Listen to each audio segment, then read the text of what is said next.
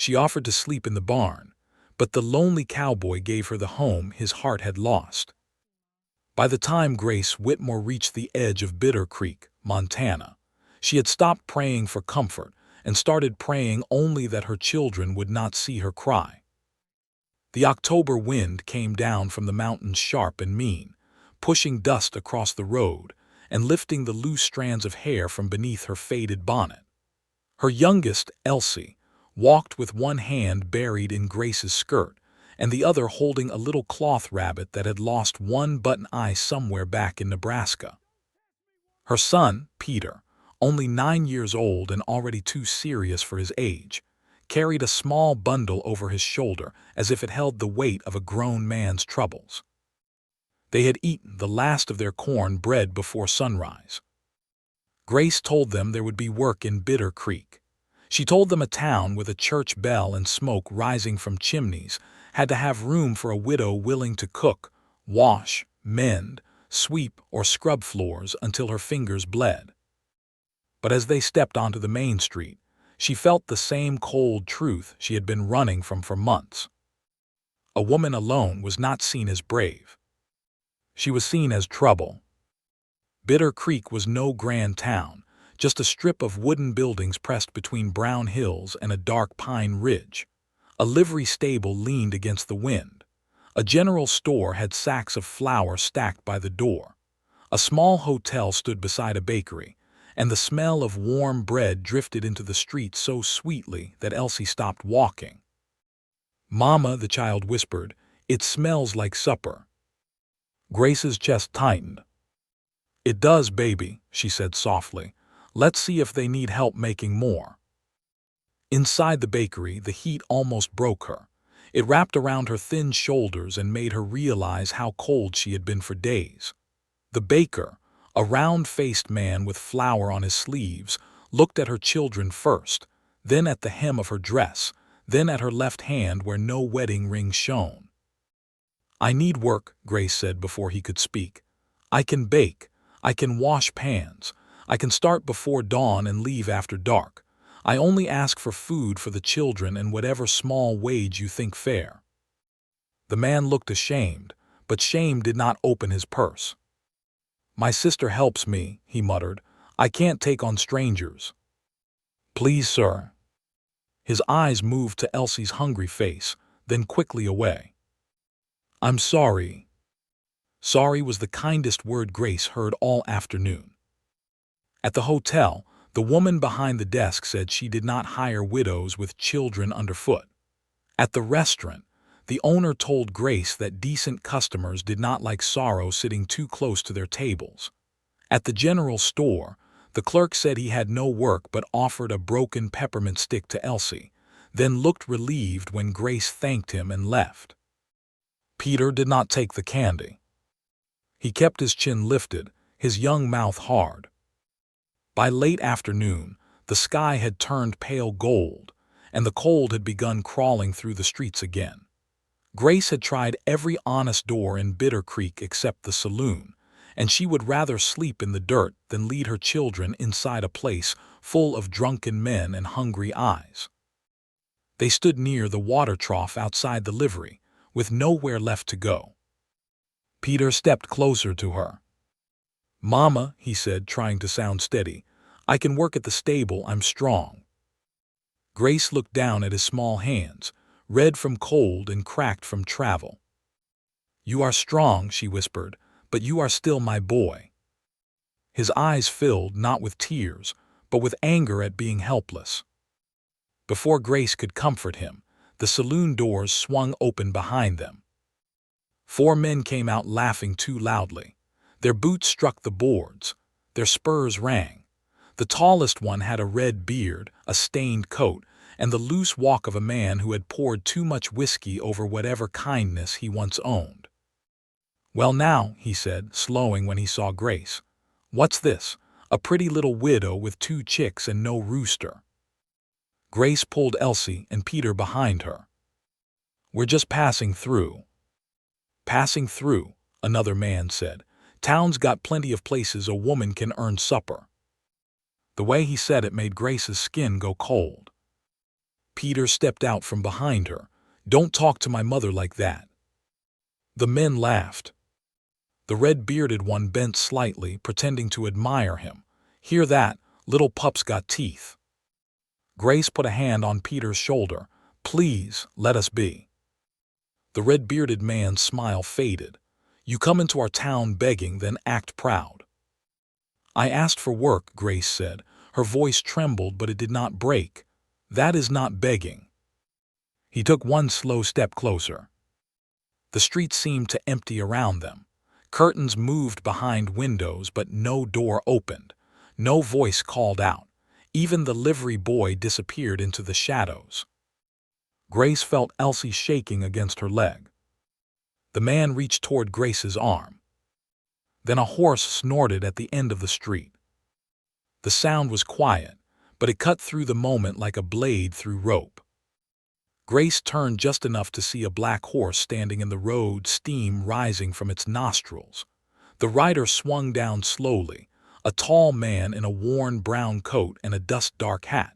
He moved without hurry, yet every man near him seemed to notice. His boots touched the ground. The street went still. "Let her go, Rusk," the cowboy said. The red-bearded man's hand stopped before it reached Grace. He turned with a sneer that looked practiced but not steady.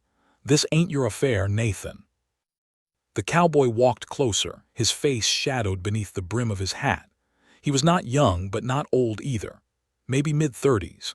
Broad-shouldered, lean from hard work, with a jaw roughened by stubble and eyes the color of winter grass. There was tiredness in him, the kind that did not come from one long ride, but from years of carrying something heavy inside. "It became my affair," he said, "when you cornered a woman and scared her children."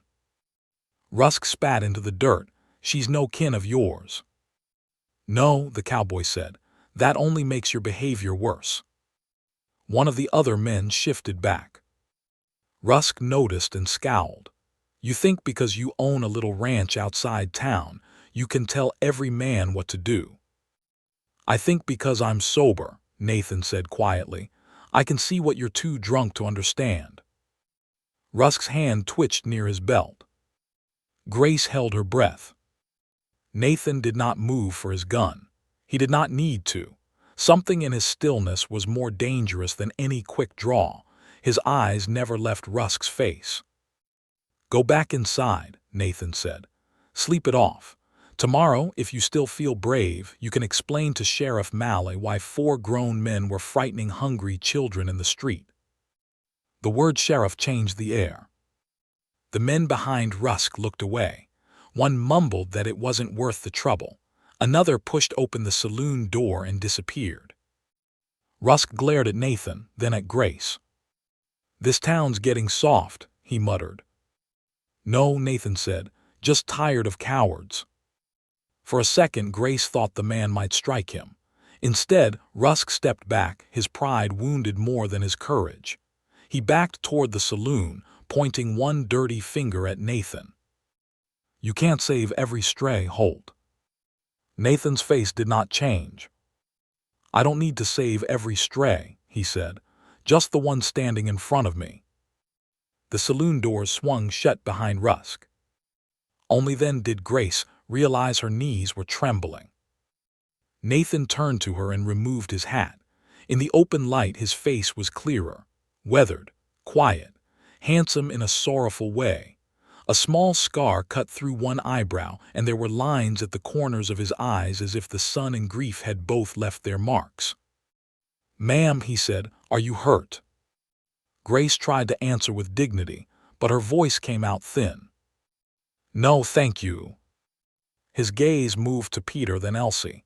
Not in pity, not in judgment, just seeing them. "When did they last eat?"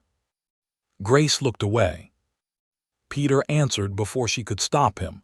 "Yesterday." Nathan's jaw tightened. Grace felt heat rise in her face. "I was looking for work. I don't want charity." "I didn't offer charity." She looked back at him. He studied her for a long moment, as if weighing not whether she deserved help, but whether he had the courage to give it. I have a ranch 6 miles north, he said. Cedar Hollow. House needs keeping. Meals need cooking. Winter stores need sorting. I've got cattle to bring down from the upper range, and I can't be in 2 places at once. Grace stiffened. A lone man, an isolated ranch, a desperate widow. She knew enough of the world to fear gifts that came too easily. Nathan seemed to understand before she spoke. You and the children would have the house, he said. I can sleep in the tack room or the barn. You'll have a bolt on your door. Wages every Saturday. If after 1 week you don't like the arrangement, I'll drive you back to town and pay you for the days worked. Grace searched his face for a lie. All she saw was a pain he kept locked behind his eyes. Why? She asked. The question slipped out raw. Nathan looked past her toward the hills, where the last light lay across the grass like a thin blanket. My wife used to say a house with a warm stove and no mercy in it was just a box of wood, he said. She's gone now, has been 3 winters. His voice roughened, but he did not look away. We had a little girl too. Elsie's hand tightened in Grace's skirt.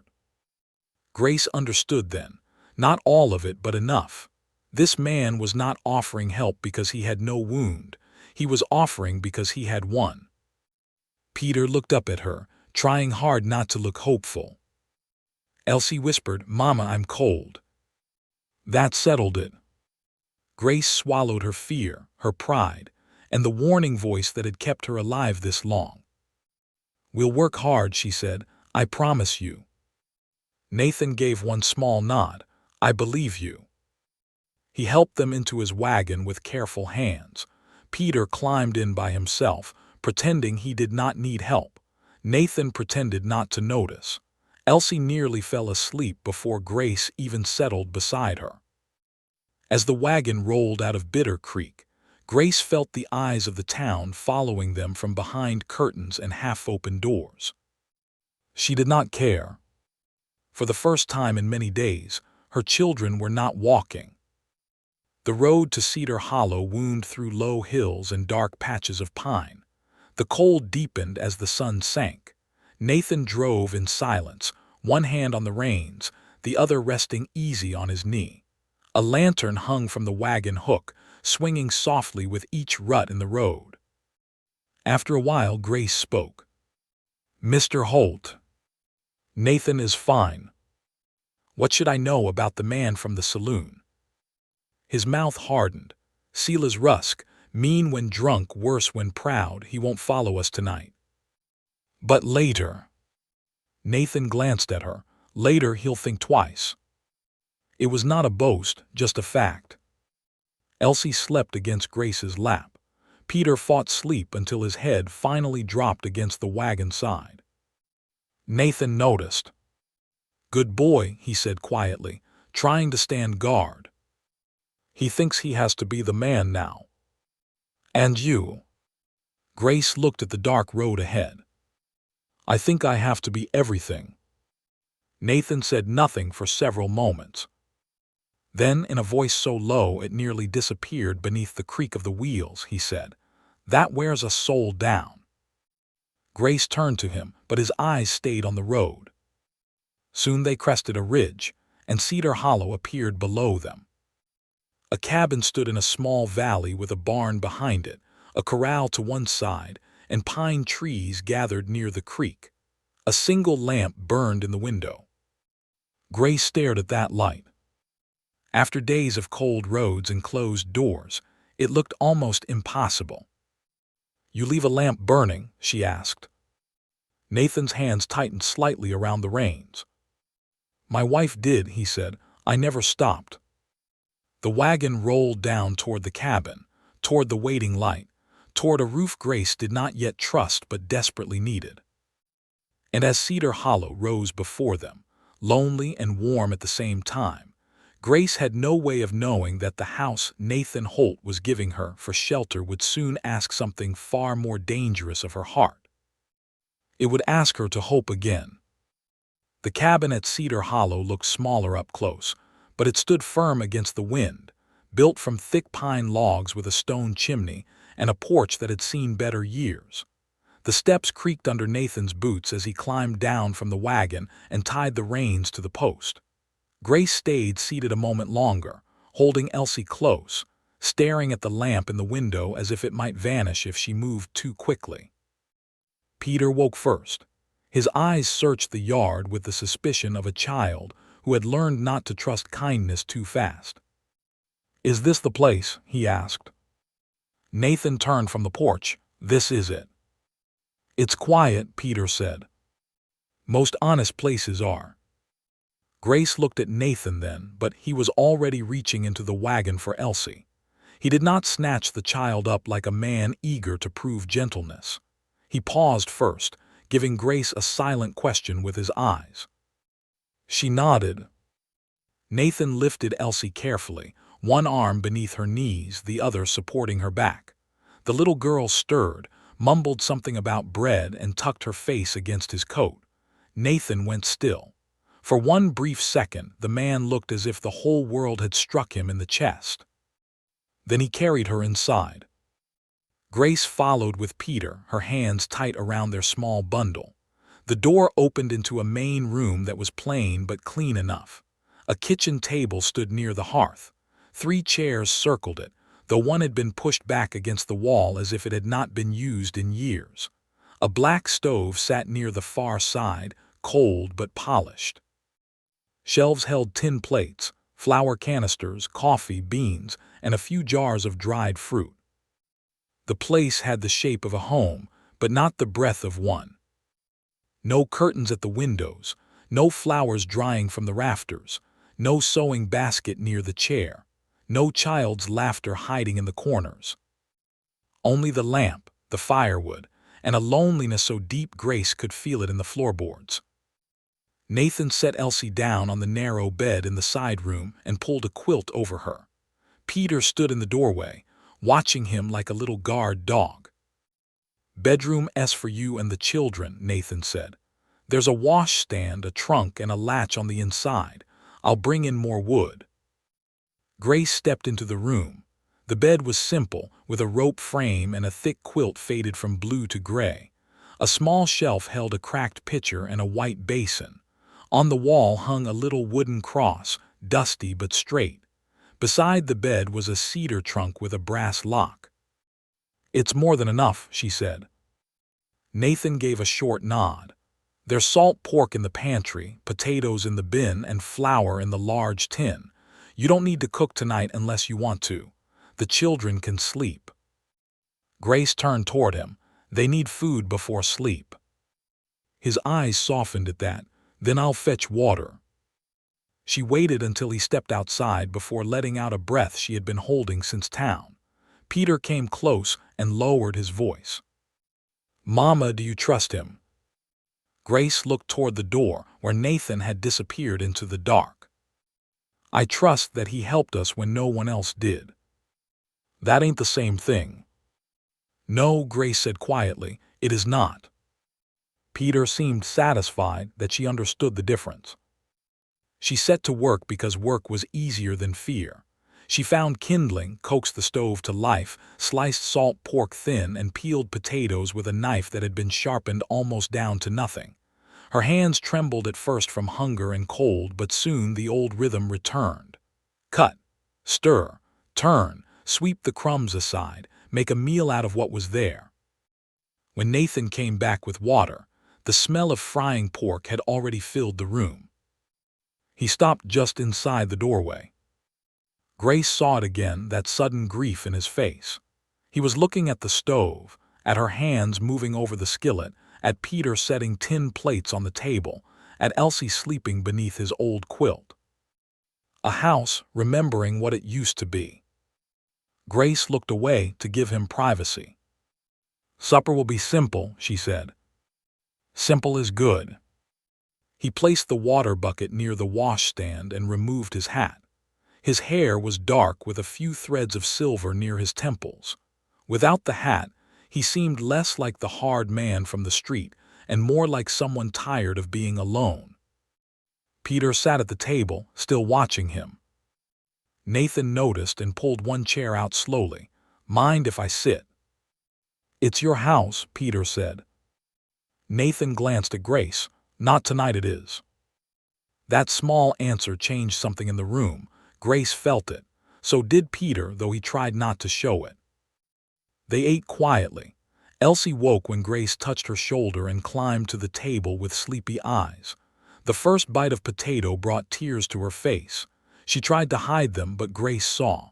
Nathan saw too, and his hand tightened around his fork. Peter ate like he was ashamed of needing food. Small bites, back straight, eyes down. Nathan cut his own portion of salt pork in half and placed it on Peter's plate without making a show of it. Peter looked up. Nathan only said, "I took too much." They both knew it was not true. Grace felt something warm and painful rise behind her ribs. It had been so long since a man had noticed her children's needs without asking what he could gain from them. After supper, she cleared the plates and carried them to the wash basin. Nathan stood at once. "I can do that." "You hired me to keep house," Grace said. "Let me begin." His mouth opened as if he wanted to argue, then closed again. Peter was nearly asleep in his chair. Elsie leaned against Grace's skirt, her cloth rabbit tucked under her chin. "I'll bring in another quilt," Nathan said. "Nights bite hard here." When he went to the small cupboard near the hearth, Grace noticed his hand pause before touching the folded blankets. On the top shelf sat a pair of tiny leather shoes. A child's shoes. Brown, cracked at the toes, polished carefully long after they had no feet to wear them. Nathan took a quilt from the lower shelf and shut the cupboard quickly. Not quickly enough. Grace said nothing. Some grief asked to be left alone. When the children were settled in the bedroom, Grace tucked Elsie close to the wall and laid Peter near the edge, where he could still feel like he was standing watch. He fell asleep with one hand near the bundle that held all they owned. Grace sat beside them, smoothing Elsie's hair until the little girl's breathing deepened. Only then did she return to the main room. Nathan was by the hearth, adding a log to the fire. "I'll be in the barn," he said without turning. "If you need anything, call out. Sound carries clear in this valley." Grace looked toward the window. Outside, the yard was black except for the pale line of the barn roof under moonlight. "You don't have to give up your bed." "I do." "No," she said softly. "You choose to." He turned then. For a moment they only looked at each other across the firelit room. The flames moved gold over his face, catching the scar above his brow and the sadness in his eyes. "I've slept worse places," he said. "So have I." His gaze sharpened at the quiet truth in her voice. Grace folded her hands in front of her, suddenly aware of how poor and worn she must look. A widow in a faded dress, with dust on her hem and hunger still hollowing her cheeks. She had no beauty to trade, no money, no kin nearby, nothing but 2 children and the stubborn refusal to fall apart. "I need to say something plain," she told him. Nathan waited. "If you expect more than work from me, say it now, and we'll leave before morning." The words hung heavy in the room. Nathan's face changed. Not anger, not insult, something closer to sorrow. "I don't buy fear, Mrs. Whitmore." Grace swallowed. "I had to ask." "I know." He took one step closer, then stopped far enough away that she would not feel cornered. "My wife's name was Rose," he said. "My little girl was Annie. Fever took them both 3 winters ago. Since then this house has been quiet enough to hear my own heart turning mean. Tonight, for the first time in a long while, there was food on the table and a child asleep in that room." His voice roughened. "I won't shame that, I won't shame you." Grace's eyes burned, but she refused the tears. "Thank you." Nathan reached for his hat from the peg beside the door. "Bolt the door after I leave." "Mr. Holt." He paused. My name is Grace." His hand closed around the brim of his hat. "Grace," he repeated, as if testing whether he still remembered how to say a woman's name gently. Then he stepped out into the night.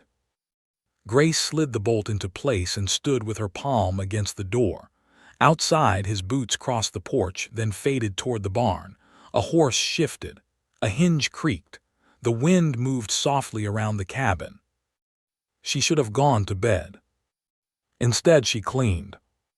She washed the plates, wiped the table, swept the floor, and set a pan of biscuit dough ready for morning. She found an old apron hanging near the pantry, blue once, now faded almost white. She touched it but did not put it on. Some things in this house still belonged to the woman who had loved it first. When she finally lay beside her children, sleep came in pieces. She woke at every noise: a branch tapping the wall, a coyote calling from the ridge, Peter shifting in his dreams. Once near dawn, she heard a sound from the barn. A man's voice. Low, broken, speaking a name.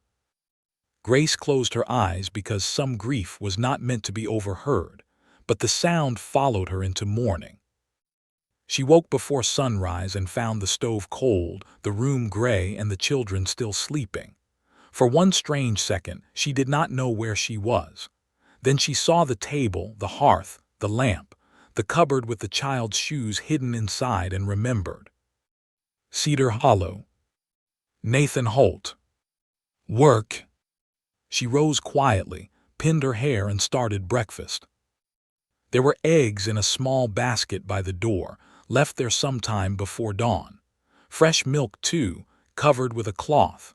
Nathan had done the chores before she woke and left the food where she would find it. Grace stood looking at that basket for longer than she should have.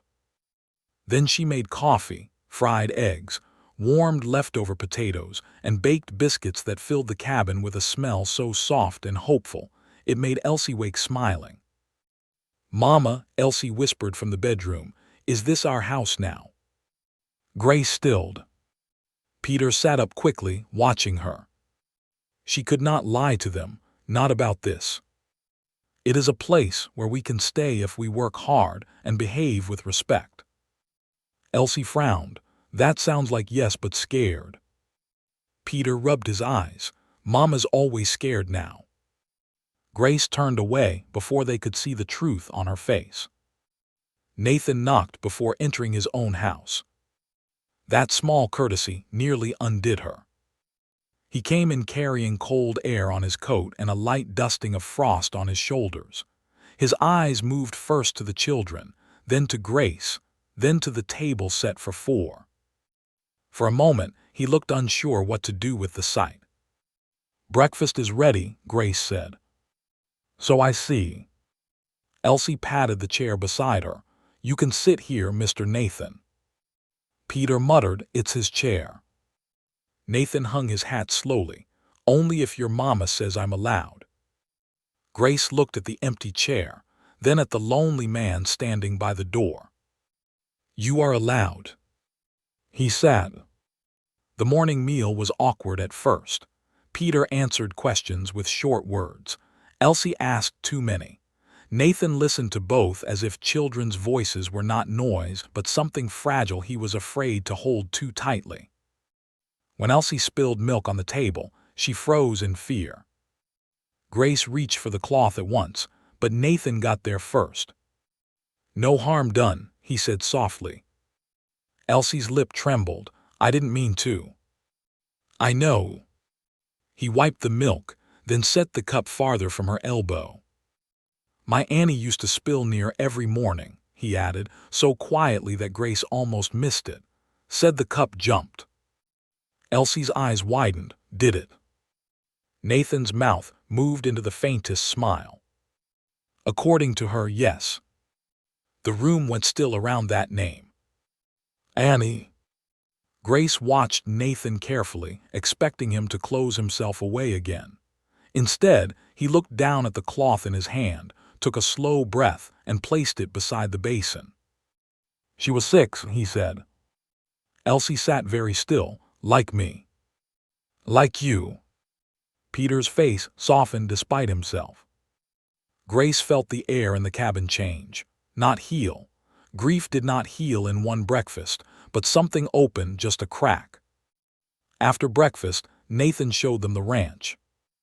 Cedar Hollow was bigger than Grace had first thought. The cabin stood near a creek that ran clear over stones. The barn was strong, though one door sagged. A smokehouse leaned near the back fence. Beyond the corral, cattle dotted the pale grass and horses lifted their heads as Nathan approached. Peter forgot to be guarded when he saw them. "How many horses?" 11 broke, 4 green, one old mare who thinks she owns the rest of us," Nathan said. Peter moved closer to the fence. "Can I help?" "You can learn." That was all it took. The boy's face lit from within, and Grace had to look away because joy on her son had become something rare enough to hurt. Elsie found a gray barn cat with one torn ear and followed it with solemn devotion. Grace walked beside Nathan toward the garden patch where weeds had taken more than their share. The earth was dry on top but rich beneath. With work it could feed them. With care it could bloom. "My wife kept flowers there," Nathan said, nodding toward 2 empty boxes beneath the front window. "I never had the heart to pull them down." "Then don't." He looked at her. "In spring," Grace said, "we'll plant something." The word slipped out before she could stop it. "We." Nathan noticed. So did she. Neither of them corrected it. The first days passed in steady labor. Grace scrubbed the cabin from corner to corner. She beat dust from rugs, washed windows, sorted the pantry, mended torn shirts, patched Peter's coat, and turned plain supplies into meals that made the children sleep deeper each night. Her palms blistered, then hardened. Her back ached, but the ache was honest. Nathan worked outside from dawn until dark, yet every evening he came to the door and knocked before entering. Sometimes he stayed for supper. Sometimes he carried his plate outside, as if too much warmth at once frightened him. Grace did not push, but the children did in their own ways. Elsie drew him a picture with charcoal, a tall man beside a horse under a crooked sun. She left it on the table and pretended not to watch when he found it. Nathan stared at it for a long time, then folded it with care and placed it in his shirt pocket. Peter followed him around the barn, asking about feed, bridles, hoof rot, and fence wire. Nathan answered every question, not warmly at first but patiently. And patience, Grace knew, was often the first shape love took when love was too frightened to name itself. On the 5th evening, Grace found a small wooden horse on the mantel while dusting. It was carved smooth, one leg shorter than the others, with a tiny notch where a child had bitten the ear. She held it carefully. Nathan stepped in and saw it in her hand. Grace froze. "I'm sorry, I should not have touched it." He looked at the little horse. "Annie kept that under her pillow." Grace began to set it back. "Wait," he said. She stopped. Nathan came closer. His hand hovered near the toy but did not take it. "I made it for her 3rd birthday," he said. "She told me it looked more like a dog." Grace smiled gently. Children are honest judges. A faint breath of laughter escaped him, surprising them both. Then silence returned, but it was not as cold as before. Nathan took the horse and set it back on the mantel, not hidden, not pushed away. That night after the children slept, Grace sat by the fire mending one of Nathan's work shirts. The cabin was quiet except for the soft pull of thread through cloth. Nathan had gone to the barn an hour earlier, but his coffee cup still sat on the table. A cup left behind. A small sign that he meant to return. Grace looked around the room. The windows were clean now. The table smelled faintly of soap and bread. Elsie's cloth rabbit rested beside the hearth. Peter's bundle was tucked under the bench. The little wooden horse stood on the mantel where firelight could touch it. It no longer looked like a dead house. But Grace knew warmth could be dangerous. A woman could mistake shelter for safety. A child could start calling a place home before the world tore it away again. She was folding the mended shirt when she heard hooves outside. Not Nathan's slow step from the barn. A rider. Grace rose at once and reached for the rifle above the mantel. Through the window she saw a man sitting on horseback near the gate, half hidden by darkness. His hat was low, his shoulders narrow, his horse restless beneath him. He did not call out. He only watched the cabin. Grace's breath caught in her throat. Peter appeared in the bedroom doorway, barefoot and pale. "Mama." Before she could answer, the rider turned his horse and disappeared into the night. A moment later, Nathan came running from the barn, coat open, gun in hand. "You saw him," Grace whispered when he entered. Nathan's face was hard now, all softness gone. "I saw enough." "Was it Rusk?" "No." The answer frightened her more. Nathan crossed to the window and stared into the dark yard, jaw tight. "Then who?" Grace asked. He did not answer right away. The fire snapped behind them. Elsie whimpered in her sleep. Peter stood close to Grace, trying not to shake. At last Nathan turned, and something in his eyes told Grace that the piece they had found was thinner than she wanted to believe. "I don't know," he said, "but whoever he was, he came looking for you." Nathan did not sleep much that night. Grace knew because she did not sleep either. The cabin had gone quiet after the strange rider vanished into the dark, but the quiet was no longer peaceful. It pressed against the walls. It crept beneath the door. Every creak of timber sounded like a boot on the porch. Every movement of the wind through the pines made Grace's heart jump. Nathan stayed in the main room, with the rifle across his knees. Grace had insisted he take the chair near the fire, but he did not sit back like a man resting. He sat forward, elbows on his knees, eyes on the window, his shadow long across the floor. The lamp burned low beside him. Its yellow light touched the hard line of his jaw and the old scar through his brow. Peter refused to return to bed at first. "I can help watch," he whispered. Nathan looked at the boy. A good guard knows when to save his strength. Peter frowned. "I ain't scared." "I did not say you were." The boy studied him, unsure whether he had been dismissed or respected. Nathan nodded toward the bedroom. "Your mother needs you near your sister." That worked. Peter looked to Grace, then back to Nathan, then marched into the room with all the dignity a tired 9-year-old could manage. Grace followed him long enough to tuck the quilt around both children. Elsie had slept through most of the trouble, but her small fingers were tight around the cloth rabbit. Peter lay facing the door, eyes open. "Mama," he whispered, "was that man from before?" Grace smoothed his hair back. "I don't know." "Are we leaving?" The question cut deeper than she expected. For months, leaving had been the only answer she knew. When a landlord raised his voice, leave. When a man looked too long at Elsie, leave. When a town asked too many questions about a widow with no ring, leave. She had carried her children from place to place like a bird carrying broken twigs, trying to build a nest before the wind tore it apart again. But this time, the thought of leaving Cedar Hollow made her chest ache. "No," she said softly, "not tonight." Peter watched her face. "What about tomorrow?" Grace kissed his forehead. "Sleep first. Tomorrow will come whether we worry or not."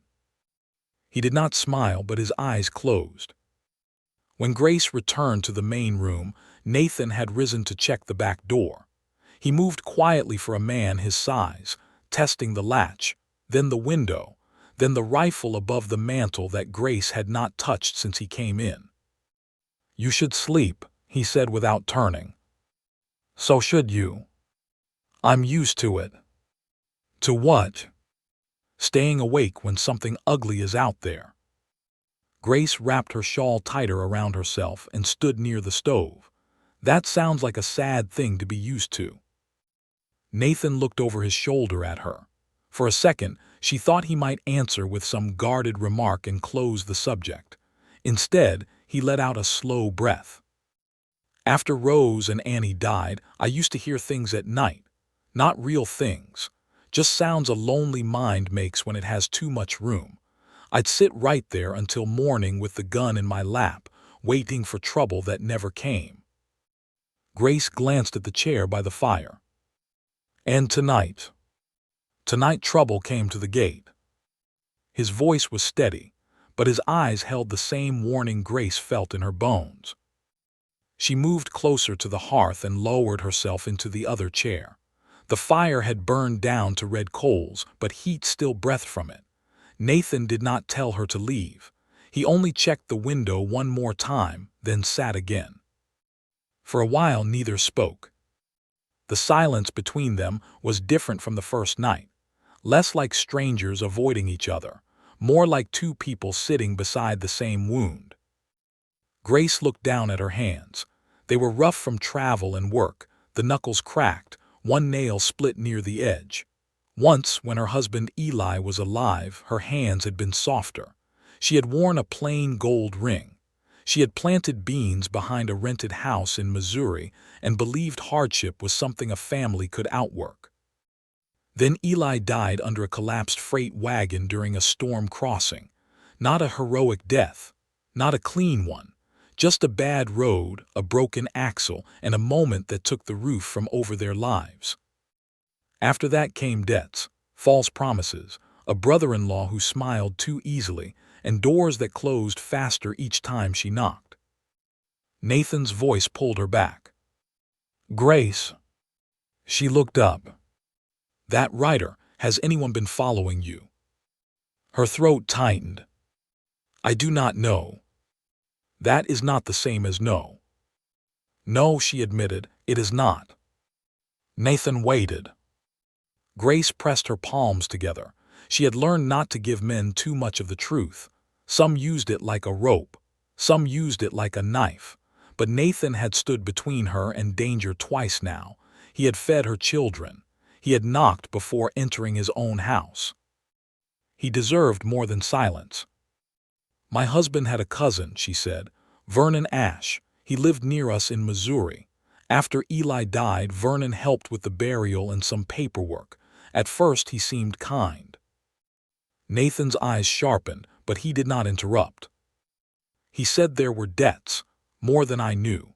He said the law allowed him to manage things because I was alone and had no man to speak for me." "Was that true?" "I did not know enough to argue." Nathan's hand tightened around the rifle. Grace swallowed. He tried to take the children. The room seemed to grow colder. Nathan's voice was very quiet. "Why?" "He said Peter could be apprenticed, and Elsie could be placed with a family who needed a girl to help indoors. He said it was practical.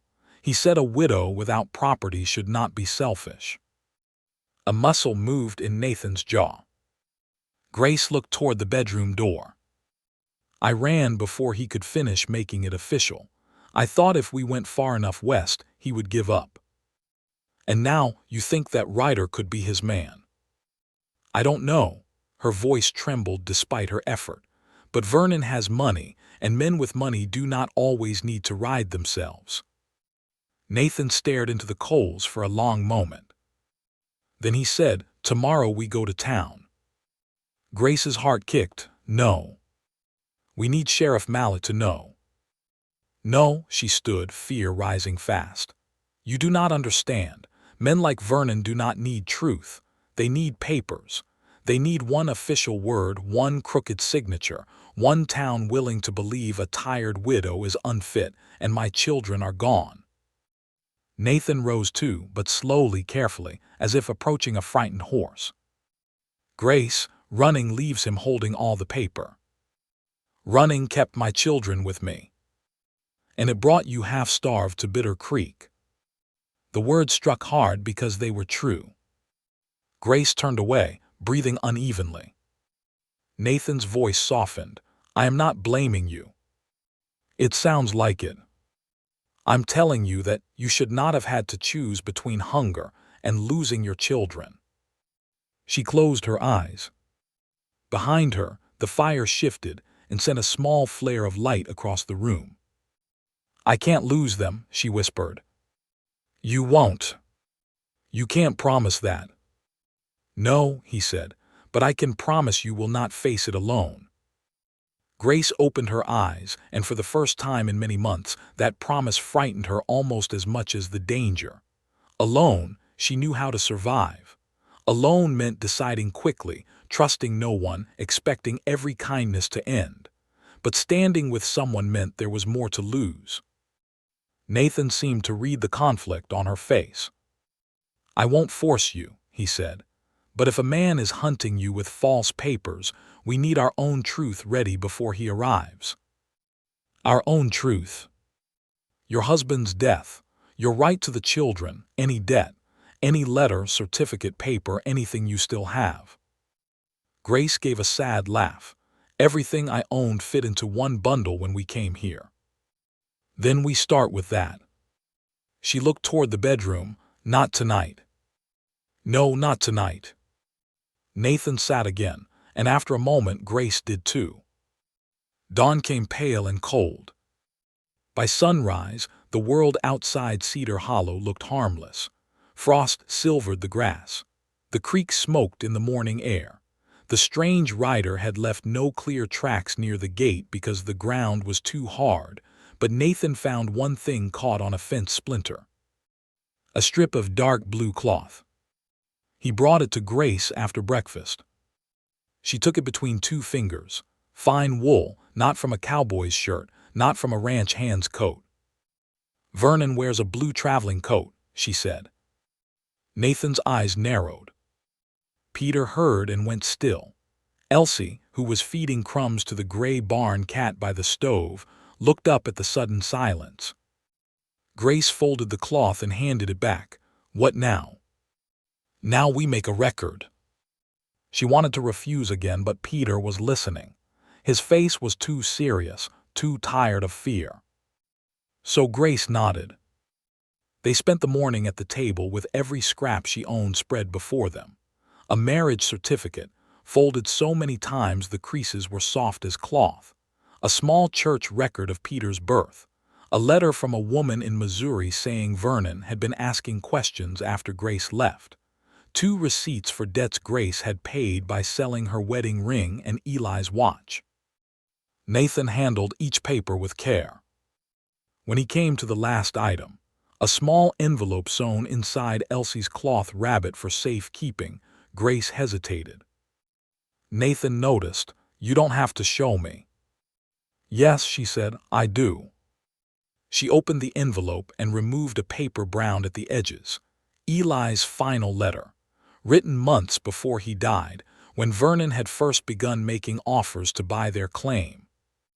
Nathan read silently. Grace watched his face change.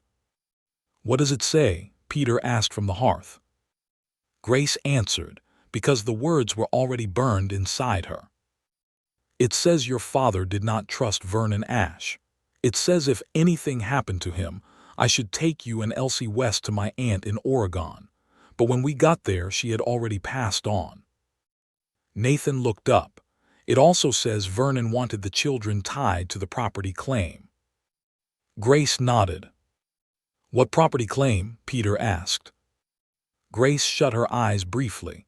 She had hoped to keep this from him longer. Your father owned rights to a strip of timberland near the rail route. We thought it was worthless after the first company pulled out. Vernon did not. Nathan set the letter down carefully. Railroad came through. Grace nodded. Then that land is worth money now. Maybe. Nathan's expression darkened. That is why he wants control of the children. If he can say you are unfit, he can manage their inheritance. Peter's face went white. He don't want us, he wants land. Grace crossed to him at once and took his hands. He will not have either. Peter looked past her to Nathan. Can he take us? Nathan crouched so they were eye to eye. Not if good people stand up before bad papers get believed. Peter's chin trembled once. He fought it hard. "I can work," he said. "If money's the trouble, I can work."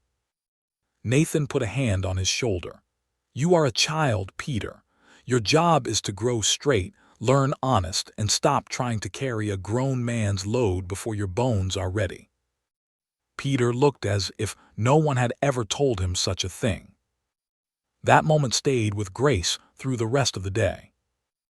If this part of the story has your heart with Grace and her children, stay close, because sometimes the most dangerous man in a Western tale does not arrive with a gun. Sometimes he arrives with a paper and a smile. By mid-afternoon, Nathan hitched the wagon for town. Grace did not want to go, but she knew Nathan was right. If Vernon was near, hiding in Cedar Hollow would only give him time to whisper his version first. Peter insisted on coming. Nathan agreed. Elsie stayed with Mrs. Lottie Bell, the wife of a neighboring rancher who had ridden over that morning after Nathan sent word. Lottie was round, cheerful, and carried a wooden spoon like a badge of office. She took one look at Elsie and declared that no child with cheeks that pale was leaving her kitchen until she had eaten honey biscuits. Grace nearly wept from relief. The ride to Bitter Creek felt shorter than before, but heavier. Nathan drove with the same quiet control, though she noticed the rifle tucked beneath the seat and the way his eyes watched every ridge. In town, people turned to look. Grace knew what they saw: the widow from the street, the woman Nathan Holt had taken to Cedar Hollow. Some faces showed curiosity, some judgment, some shame. Nathan ignored them all. Sheriff Malley was a broad man with gray hair and tired eyes. He listened without interruption as Nathan explained the rider, the cloth, and the possibility of Vernon Ash arriving with papers. Grace showed her documents with hands that shook only once. The sheriff read Eli's letter twice. "Mrs. Whitmore," he said at last, "has this Vernon Ash made any claim in Montana yet?" "Not that I know." "Then he has no standing here unless he brings an order recognized by a territorial court.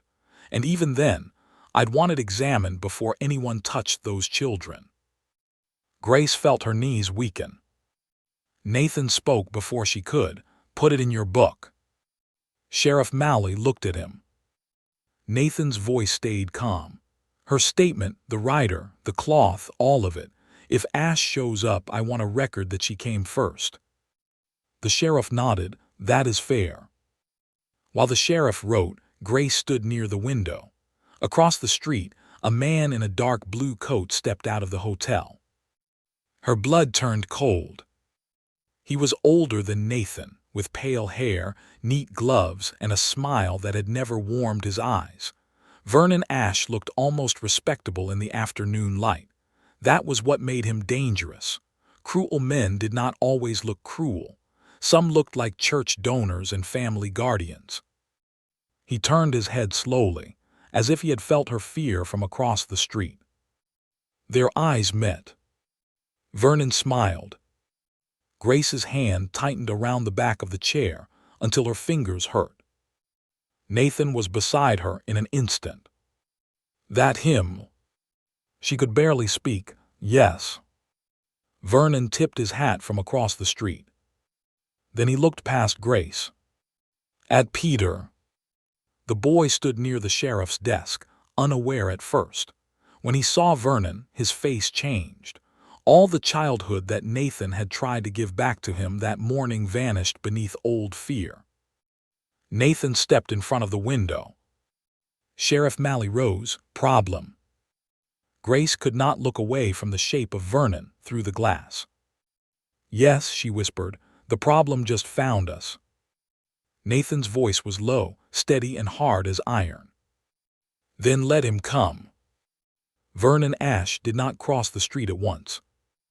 That was the first thing Grace noticed. A desperate man would have marched straight toward the sheriff's office, demanding, shouting, trying to seize the moment before anyone could question him. Vernon did not do that. He stood on the boardwalk outside the hotel with one gloved hand resting on his cane, smiling as if he had all the time in the world. That patience frightened Grace more than anger. Nathan stood between her and the window, his shoulders broad enough to block most of the view, but Grace still felt Vernon's eyes through the glass. Peter had moved close to her side without seeming to know it. His hand brushed hers and she took it. Sheriff Mallow shut his letter slowly. "Mrs. Whitmore," he said, "you and the boy stay here." Nathan's eyes never left the street. "I'll go with you." "No," the sheriff said, "you'll stay too." Nathan turned his head just enough to show he did not like that. Mallow's voice stayed calm. "If he has papers, I want him bringing them to me, not getting into a street argument with you first. Let the law speak before pride does." Nathan looked ready to answer, but Grace touched his sleeve. "Please," she whispered. That one word settled him more than any command could have. He gave a short nod and stepped back from the door. Sheriff Mallow took his hat from the peg and went outside. Through the window, Grace watched him cross the street. Dust moved around his boots. A wagon creaked past. Somewhere, a hammer rang from the blacksmith shop, steady and unaware, as if the world had not just tightened around her children. Vernon greeted the sheriff with a polite bow. Grace could not hear the first words, but she knew that smile. She had seen it after Eli's funeral when Vernon told the preacher he only wanted to help the poor widow. She had seen it at the county office when he placed one hand on Peter's shoulder and spoke about responsibility. She had seen it the night she ran, when he stood in her doorway and said a mother's love could turn selfish if it refused better arrangements. Peter's fingers squeezed hers. "He won't take us, will he?" Grace knelt before him, though her knees felt weak. "No," she said, "not while I have breath." Peter looked at Nathan. Nathan crouched too, lowering his voice, "And not while I have breath either." The boy stared at him, swallowing hard. "You don't have to say that." "I know." "Then why do you?" Nathan looked at Grace for just a second. Something passed through his eyes, something too tender to hold in a sheriff's office with fear pressing from every side. "Because it is true," he said. Grace had to look away. Outside, Sheriff Mallow turned and began walking back with Vernon beside him. The moment Vernon entered the office, the air changed. He removed his hat like a gentleman. His pale hair was neatly combed, his blue coat brushed clean, his boots polished even after travel. He smelled faintly of bay rum and expensive tobacco. He looked nothing like the hard countrymen who had frightened Grace in Bitter Creek Street. That was how he fooled people. "Grace," he said softly, "thank God you are alive." Peter stiffened. Grace stood. "Do not speak to me like you came in kindness." Vernon's face showed sorrow so perfect it might have been painted. "I understand your fear. You have been through a great deal. Losing Eli unsettled you more than any of us first understood." Nathan's eyes hardened. Sheriff Mallow moved behind his desk. "Mr. Ashe says he is family." "He is my late husband's cousin," Grace said. "Close as a brother," Vernon added. Grace turned on him. "Eli did not trust you enough to leave you near our door." A flicker crossed Vernon's face. It vanished quickly. "I see you have been influenced," he said, glancing at Nathan. "I was warned this might happen. A lonely widow, frightened and without means, taken into the house of an unmarried rancher." Nathan's hand flexed once at his side. Grace felt shame burn in her cheeks, not because Vernon spoke truth, but because he knew exactly where decent people might aim their judgment. Sheriff Mallow looked unimpressed. "Say what you came to say, Mr. Ashe." Vernon reached into the inside pocket of his coat and withdrew a packet of papers tied with a red ribbon. "I have lawful concern for the welfare of Peter and Elsie Whitmore," he said. "Their mother fled Missouri without notice, ignored family counsel, and dragged 2 children across dangerous country. I have reason to believe she is unstable, destitute, and unable to provide proper care." Grace's throat tightened, but she forced herself not to speak over him. Vernon placed the papers on the desk. "I petitioned for guardianship in Boone County before she disappeared. The matter was delayed only because she ran. I now ask this office to assist in returning the children to family custody until a proper court can decide." Sheriff Malley did not touch the papers right away. "You have a court order." "A petition." "That is not an order." Vernon's smile thinned. "A temporary recommendation from Judge Ellery pending the children's return." Mal unfolded one page. His brows drew together. "This is from Missouri. Recognized by any civilized authority concerned with child welfare." "This is Montana territory," Malley said. "We have our own courts." Vernon's gaze sharpened for the first time. "Surely you do not mean to place territorial pride above the safety of children." Nathan gave a low, humorless laugh. Vernon looked at him. "Mr. Holt, I presume." Nathan did not answer.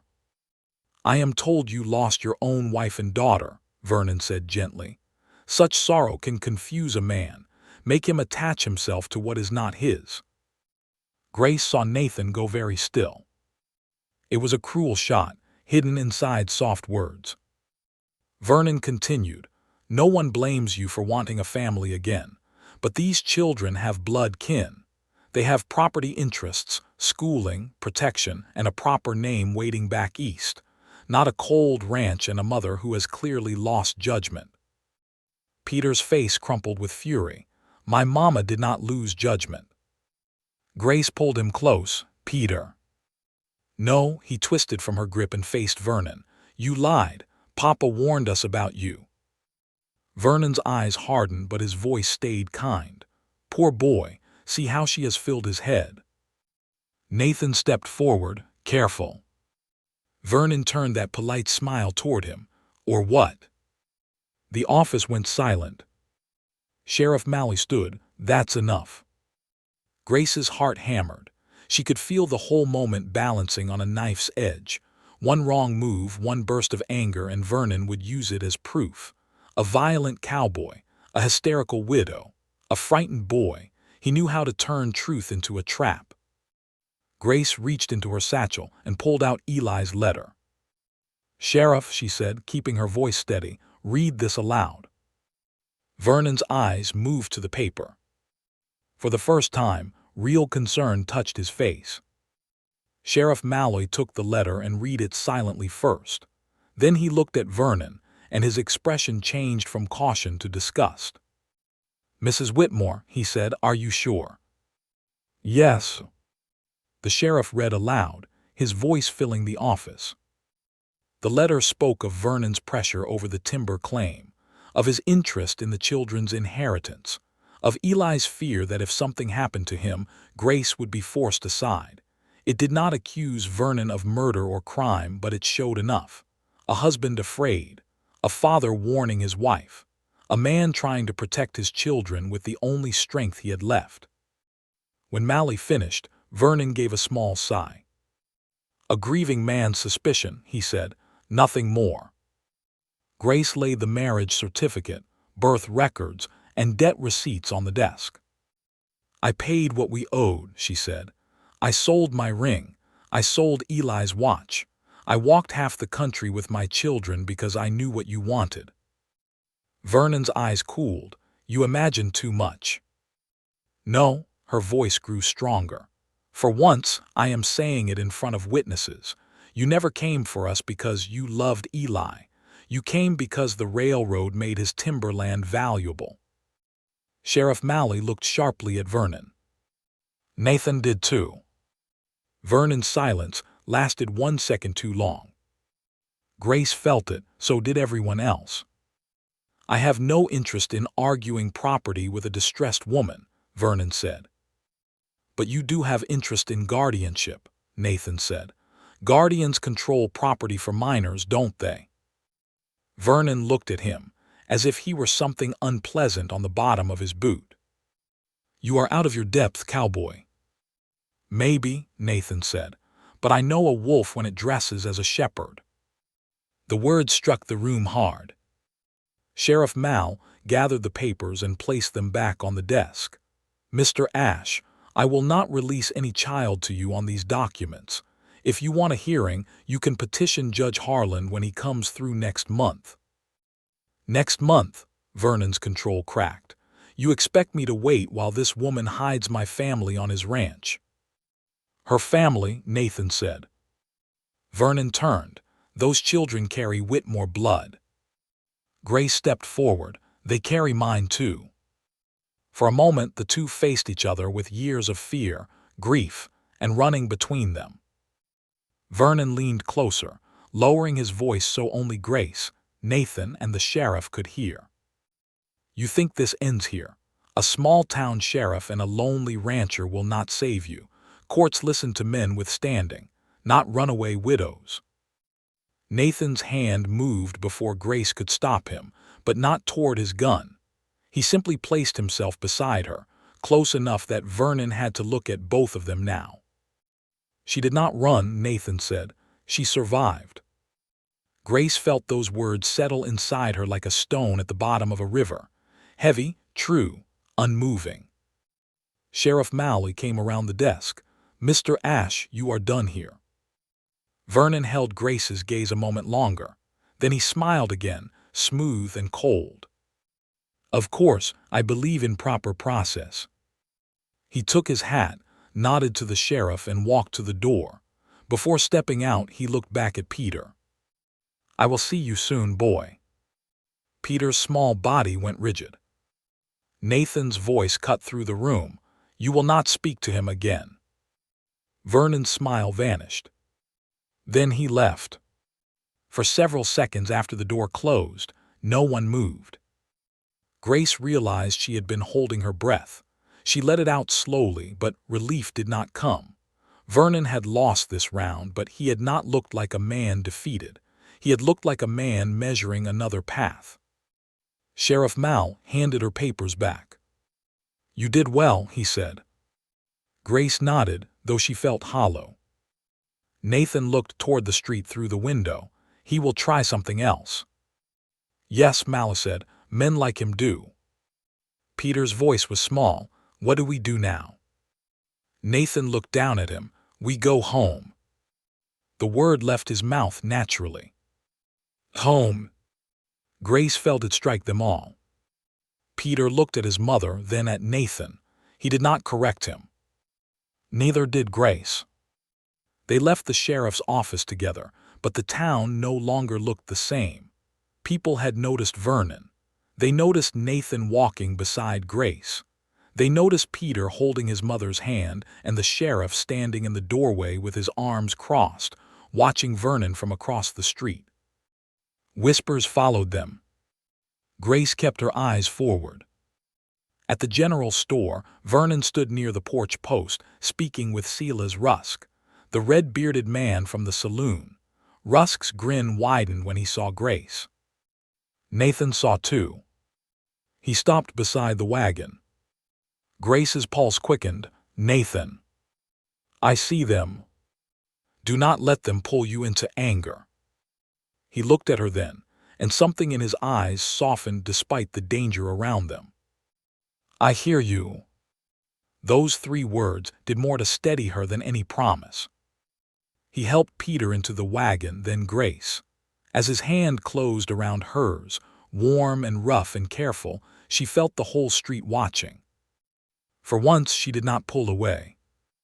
Vernon noticed. His expression did not change much, but his eyes did. They sharpened with a new understanding. He had come to fight a widow. Now he saw he might have to fight what was growing around her. Nathan climbed onto the seat and took the reins. The wagon rolled out of town beneath a sky thick with winter clouds.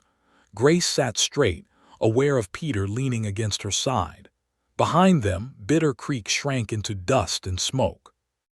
For a long while no one spoke. Then Peter said quietly, Mr. Nathan. Nathan glanced over. Yes. If that man comes to Cedar Hollow, will you make him leave? Nathan's hands tightened around the reins. Yes. Peter nodded. Good. Grace looked down at her son. Peter, we must trust the sheriff and the court. I trust Mr. Nathan too. The boy's words hung between them. Nathan said nothing, but Grace saw his throat move. That trust frightened him. She understood why. Children's hearts were sacred things. Once placed in your hands, they changed the weight of everything. When they reached Cedar Hollow, Elsie ran from the cabin before the wagon even stopped. Lottie Bell followed, wiping her hands on her apron. "Mama," Elsie cried. Grace stepped down just in time to catch her. Lottie's sharp eyes moved from Grace's pale face to Nathan's hard one. Bad. Not finished, Nathan said. Lottie nodded as if that told her enough. Then I'll send my husband by tonight with our oldest boy. A house feels safer when decent neighbors decide trouble ain't welcome. Grace looked at her in surprise. You do not have to. Nonsense. Lottie waved her off. I was a widow before I married Amos Bell. I know the look of a woman who has had to sleep with one ear open. You'll not do that alone if I can help it. Grace's eyes stung. First Nathan, then the sheriff, now Lottie. It was a strange thing to have help arrive after so long without it. Strange enough that she almost did not know how to receive it.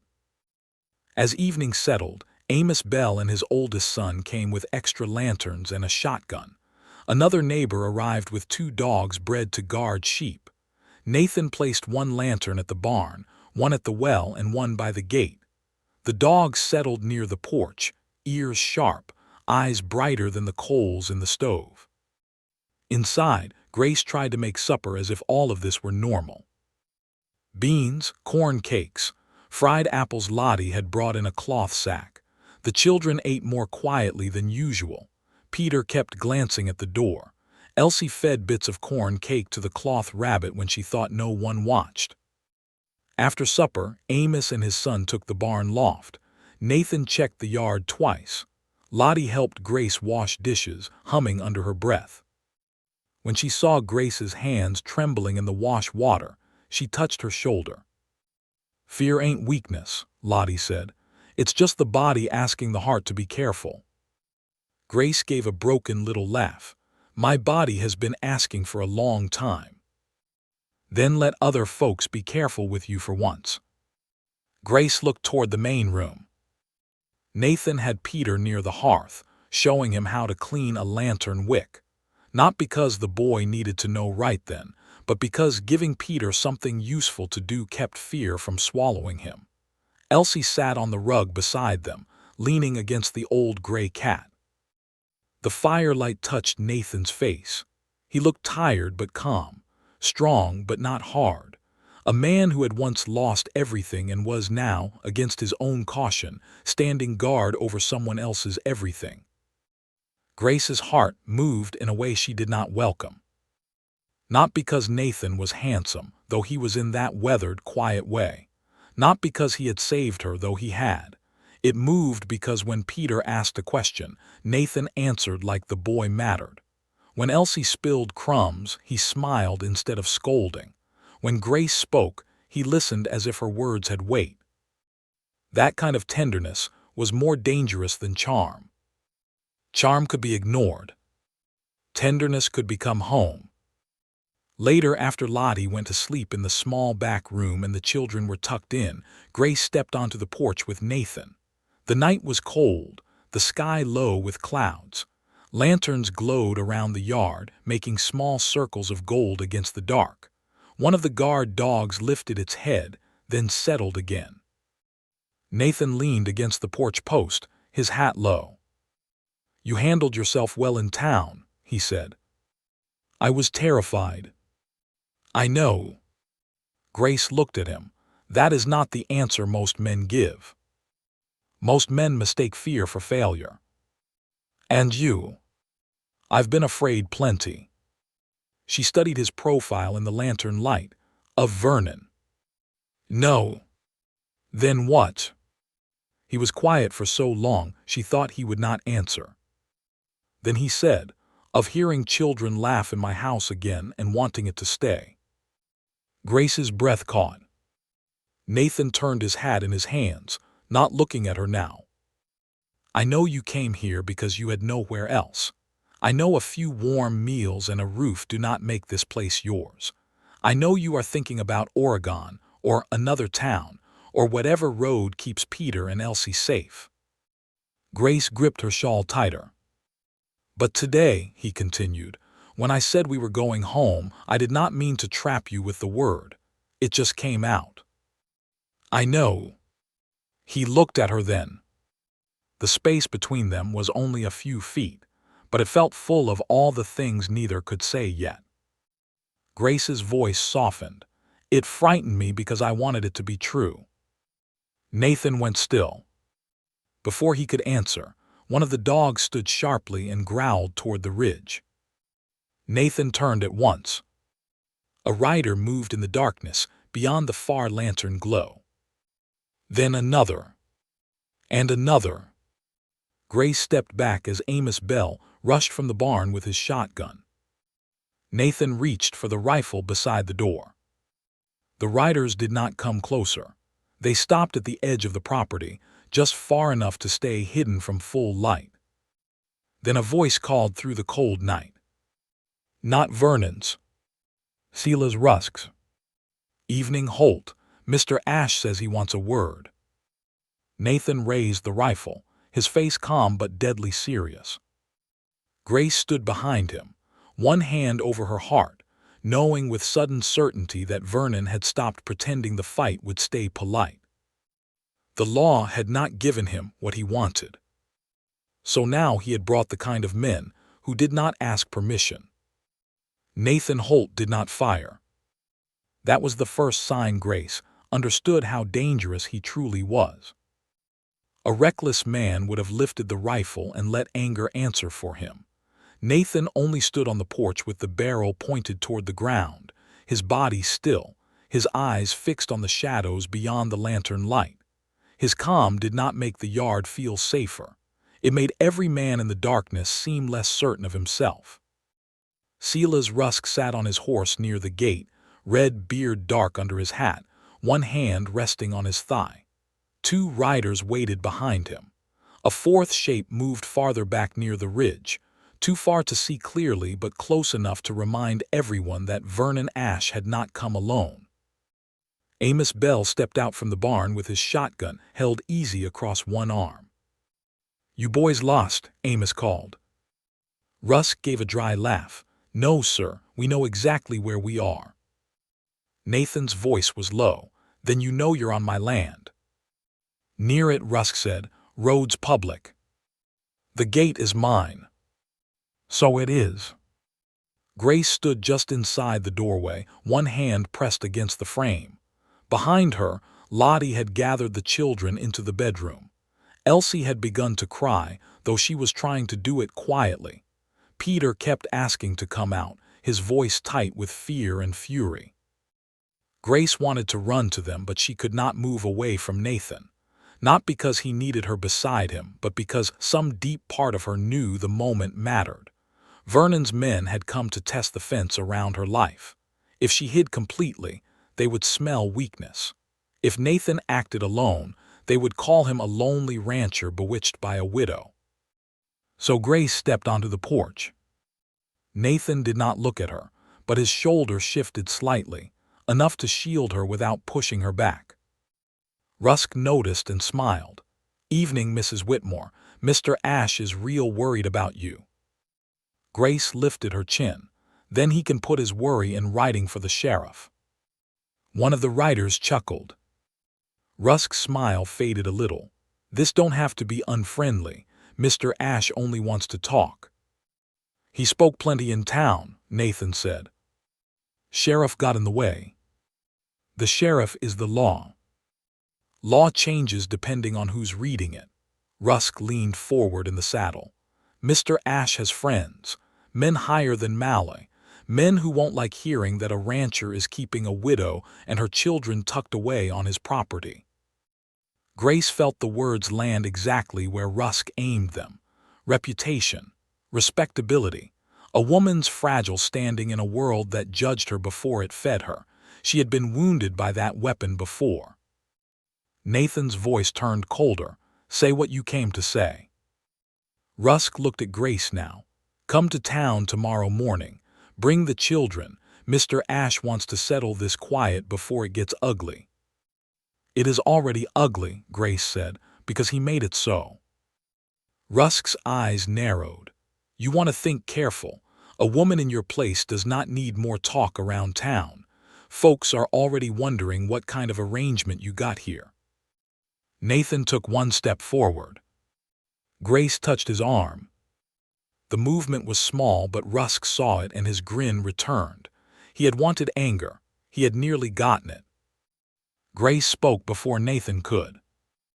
Tell Vernon Ash that if he has lawful business, he can bring it to Sheriff Mal or Judge Harland. If he sends men to frighten my children again, I will name him for it in public. Rusk tilted his head. Public can turn on a woman mighty quick. Grace's hand trembled against Nathan's sleeve, but her voice held. Then let them hear both sides.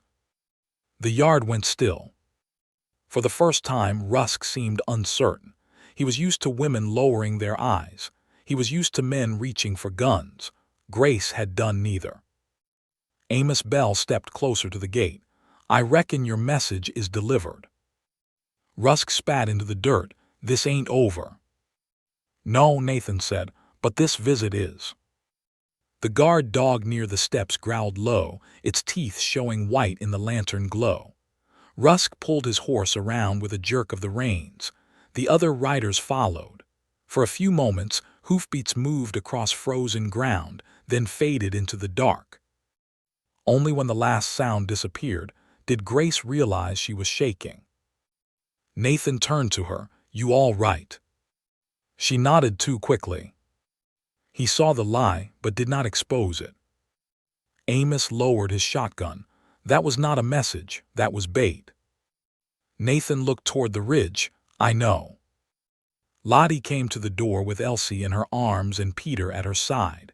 The little girl reached for Grace at once. Grace took her, holding her close enough to feel the child's heartbeat racing against her own. Peter looked at Nathan. Why didn't you shoot? Because they wanted me to. The boy frowned. Nathan crouched before him. Bad men do not always need to beat you. Sometimes they need you to act wild in front of witnesses so they can point and say, see, he is the danger. Peter's eyes moved to the rifle, but you could have. Yes. And you didn't. No. Peter seemed to store that lesson away. The rest of the night passed with no more riders, but no one rested easy. Amos stayed awake in the barn. Nathan sat by the front window. Lottie slept lightly near the children. Grace tried to lie down beside Elsie, but every time the child moved, she woke with her heart racing. Near dawn, she rose and found Nathan still in the chair. The lamp burned beside him. His rifle lay across his knees. His eyes were open, fixed on the pale line beginning to form beneath the curtains. You never slept, Grace said. Some. Do not lie kindly, it does not suit you. That earned the faintest smile. She came closer, wrapping her shawl around her shoulders. You cannot keep watch forever.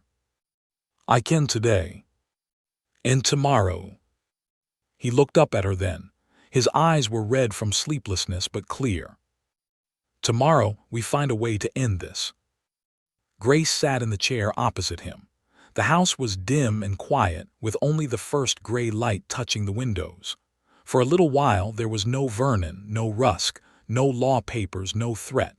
Just two tired people sitting near the ashes of a fire, holding up what they could. I should leave, she said softly. Nathan's face closed. She hated that she had put that look there. I do not want to, she added, but if I stay, trouble stays with me. Trouble already knows the road here. That is not an answer. It is the truth. Grace looked down at her hands. Last night when Rusk spoke about talk in town, I hated that it hurt. After everything, after hunger and fear and running, I still felt ashamed, as if needing help made me guilty. Nathan leaned forward. Grace. She shook her head. No, let me say it. Vernon knows how to twist decent things until they look dirty. He knows people would rather believe a widow made a mistake than admit they refused to help her. He will use that. He will use you. Nathan was silent a moment. Then he said, let him. She looked up, startled. He held her gaze. I have lived 3 years with people thinking whatever they pleased about me. Some said I went cold. Some said I went half-mad with grief. Some said a man who cannot save his own family should sell up and drift. Their words did not change the graves on the hill, and they will not change what is right now. Grace swallowed hard. You say that because you are a man. Words do not follow you the same way. No, he said quietly, they don't. The simple honesty of that answer moved her more than defense would have. Nathan set the rifle aside. So we do this in daylight. No hiding. Lottie saw last night. Amos saw. Their son saw.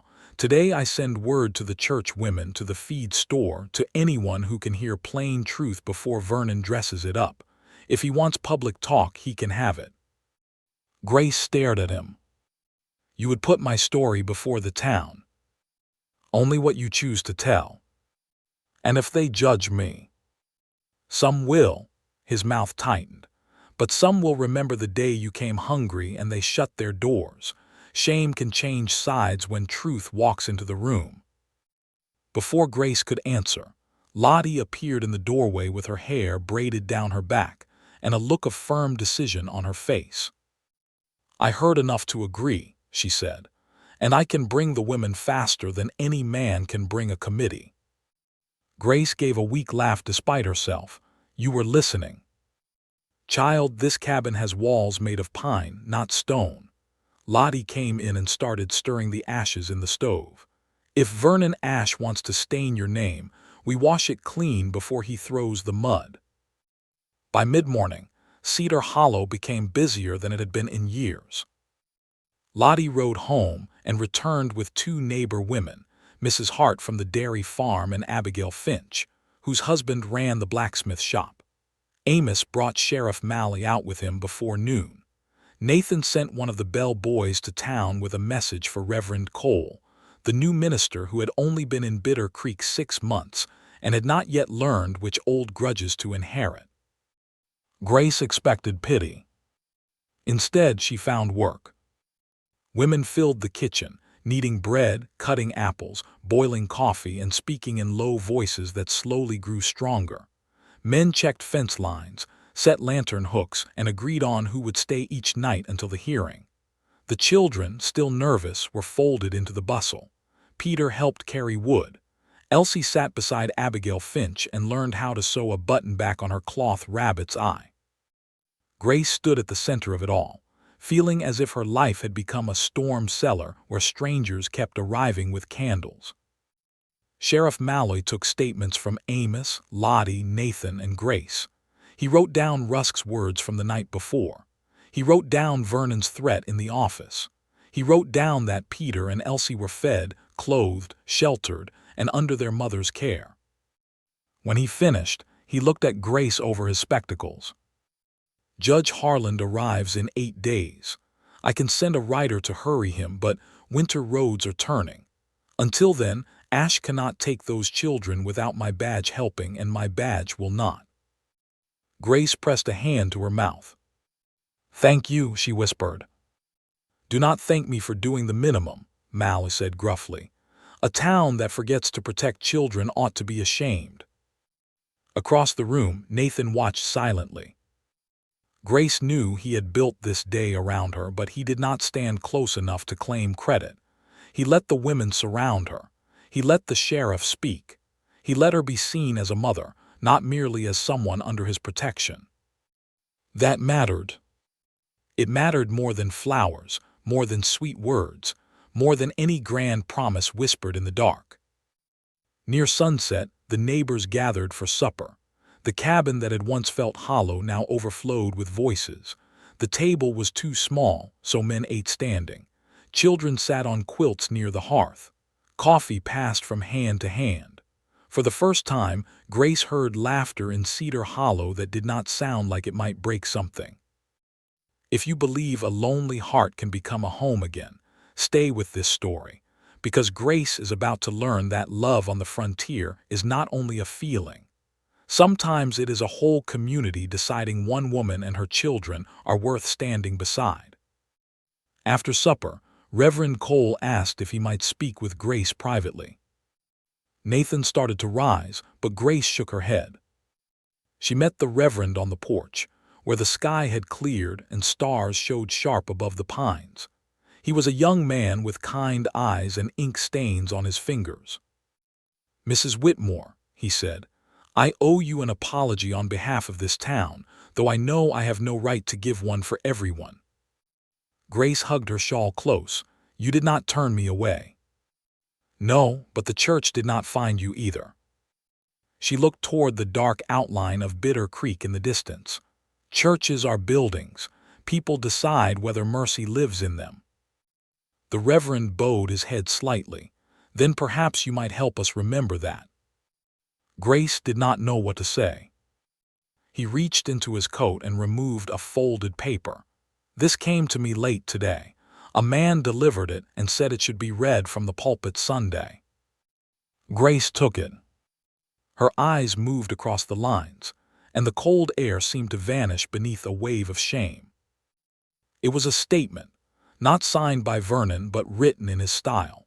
It suggested that a widow from Missouri had abandoned proper family care, attached herself to a widowed rancher, and placed her children in moral danger. It did not name Grace directly, but it did not have to. The porch blurred. Reverend Cole spoke gently. "I will not read it." Grace folded the paper with shaking hands. "Others will." "Perhaps," he said, "but not without answer." The door opened behind them. Nathan stepped out, his eyes going at once to Grace's face. "What happened?" She handed him the paper. He read it once, then again. His expression did not change, but the hand holding the paper curled slowly. "This is what I told you," Grace whispered. "He does not need to break down the door. He only needs to make people afraid to stand near me." Nathan looked at the Reverend, who delivered it. "A boy from the hotel stable, paid a nickel." Nathan folded the paper and placed it in his coat. "I'm going to town." Grace caught his sleeve. "No. He cannot do this." "He already has," her voice shook, "and if you ride in angry he wins." Nathan stopped, breathing hard through his nose. Reverend Cole looked between them. "There may be another way." "What way?" Grace asked. "Sunday service is 2 days from now. Mr. Ashe expects silence to make room for his version." The Reverend's eyes steadied. "Let the town see the truth instead, not gossip, not accusation. Your children, the people who have witnessed his conduct." Grace's stomach turned. "You want me to stand before everyone?" "I want you to have the choice." The choice. Such a small word, such a rare one. For so long men had chosen for Grace. Vernon chose what she was worth. Towns chose whether her hunger mattered. Fear chose the road she took. Even kindness sometimes chose for her, gently but still firmly. Nathan watched her now without speaking, and she realized he would not decide this for her. That was why she trusted him. Grace looked through the window at Peter helping Elsie fix the cloth rabbit by the fire, at Lottie laughing with Abigail near the stove, at Sheriff Mal drinking coffee from a chipped cup, at Nathan's house alive with people who had chosen to stand close instead of step away. Then she looked back toward the road, where Vernon waited with his lies. "All right," she said. Nathan's voice softened. "Grace, you do not have to." I know, she lifted her chin though her hands still trembled. That is why I can. Sunday came cold and bright. The church bell rang across Bitter Creek and people came in heavy coats and curious silence. Vernon Ashe sat in the second pew on the right, dressed in black, calm as a judge. Silas Rusk leaned near the back wall, arms crossed. Men whispered. Women glanced over their shoulders. Then Grace entered with Peter on one side and Elsie on the other. Nathan walked behind them, not touching her, not claiming her, simply there. The whispering stopped. Grace felt every eye in the church land on her worn blue dress, her mended shawl, her children's brushed hair, Peter's stiff courage, Elsie's cloth rabbit with its newly sewn button eye. Her knees nearly failed. Then Elsie reached for Nathan's hand. Without hesitation, Nathan took it. The small gesture moved through the church like wind through wheat. Vernon saw it. His face stayed pleasant, but his eyes turned cold. Reverend Cole stepped to the pulpit. He did not read Vernon's paper. He spoke instead about mercy, about judgment, about how a town's soul was measured not by how it treated the powerful, but by how it received the weary at its gate. Then he looked at Grace. Mrs. Whitmore has asked to speak. Grace rose. The church seemed too long, the aisle too narrow, the silence too sharp. She walked to the front with her hands clasped tightly. For a moment, no words came. She saw the baker who had refused her, the hotel woman, the general store clerk, Sheriff Malley, Lottie, Amos, Nathan, Vernon. Then Peter whispered from the front pew, "You can, Mama." Grace took a breath. "My name is Grace Whitmore," she began. "I came to Bitter Creek hungry, widowed, and afraid. I asked for work, not pity. Most doors closed. One did not." Her eyes found Nathan's. He looked back with a quiet steadiness that held her up. She told them the truth. Not all of it, not the pieces too private for strangers, but enough. Eli's death, Vernon's pressure, the timber claim, the threat to take her children, the papers, the writer, the men at Cedar Hollow, her fear, her love for Peter and Elsie. She did not weep. That surprised her most. Her voice shook, but it did not break. When she finished, Vernon stood slowly. "Touching," he said, "but fear can make a woman imagine enemies." Nathan rose halfway from his pew, but Grace looked at him. He sat. Vernon turned toward the room, confident again. "I ask only what any decent family man would ask. Should two children be left in uncertain conditions, dependent upon the charity of a rancher with no legal bond to them?" Before Grace could answer, Peter stood. "He ain't charity," the boy said. The church froze. Peter's face was pale, but his voice carried. "Mr. Nathan teaches me horses. He gave me his food when I was hungry. He knocks before coming in his own house so Mama won't be scared. That's more decent than you ever were." A murmur moved through the pews. Vernon's lips tightened. "The boy has been coached." "No, sir." This time, the voice came from the back. Silas Rusk moved away from the wall, but not to defend Vernon. All eyes turned. Rusk looked rough, uncomfortable, and half angry at himself. "I was paid to scare them off the ranch," he said. "Ashe said if Holt looked violent, all the better. Said folks would believe bad of the widow if we gave them reason." Vernon went white. Nathan stared at Rusk, stunned. Grace could barely breathe. Rusk removed his hat, shame heavy on his face. "I ain't a good man, Mrs. Whitmore, but I ain't taking money to help steal children." Vernon's calm mask finally cracked. "You drunken fool," he hissed. The church erupted in whispers. Sheriff Malley stood. "Mr. Ashe, I think you had better come with me." Vernon looked around the room and saw it happening, the story turning, the shame changing sides, the town that had doubted Grace now looking at him as if his polished boots had tracked mud across sacred floor. His eyes found Grace one last time. There was no smile now, only a promise of revenge. Then he turned and walked toward the door before the sheriff could reach him. Nathan moved into the aisle. For one breath, the two men faced each other. Vernon leaned close enough that only Nathan and Grace could hear. "This town may believe her today," he whispered, "but winter is long and accidents happen on lonely ranches." Nathan's face went still. Vernon stepped around him and left the church. Sheriff Malley followed. Grace stood near the pulpit, her hands cold, her heart pounding. She had spoken the truth. The town had heard it. But as the church doors swung shut behind Vernon Ash, Grace knew the fight had changed again. A man exposed in public was not always finished. Sometimes he became most dangerous when he had nothing left to lose. The church doors had barely stopped swinging before the whole room began to breathe again. Whispers rose from every pew. Women leaned close to one another, their faces pale with shock. Men who had once looked away from Grace now stared at the floor as if the boards beneath their boots had suddenly become interesting. Reverend Cole stood behind the pulpit, one hand on his open Bible, his young face troubled but steady. Grace remained at the front of the church, unable to move. She had imagined shame after speaking. She had imagined doubt. She had imagined Vernon smiling, while people wondered whether she was lying.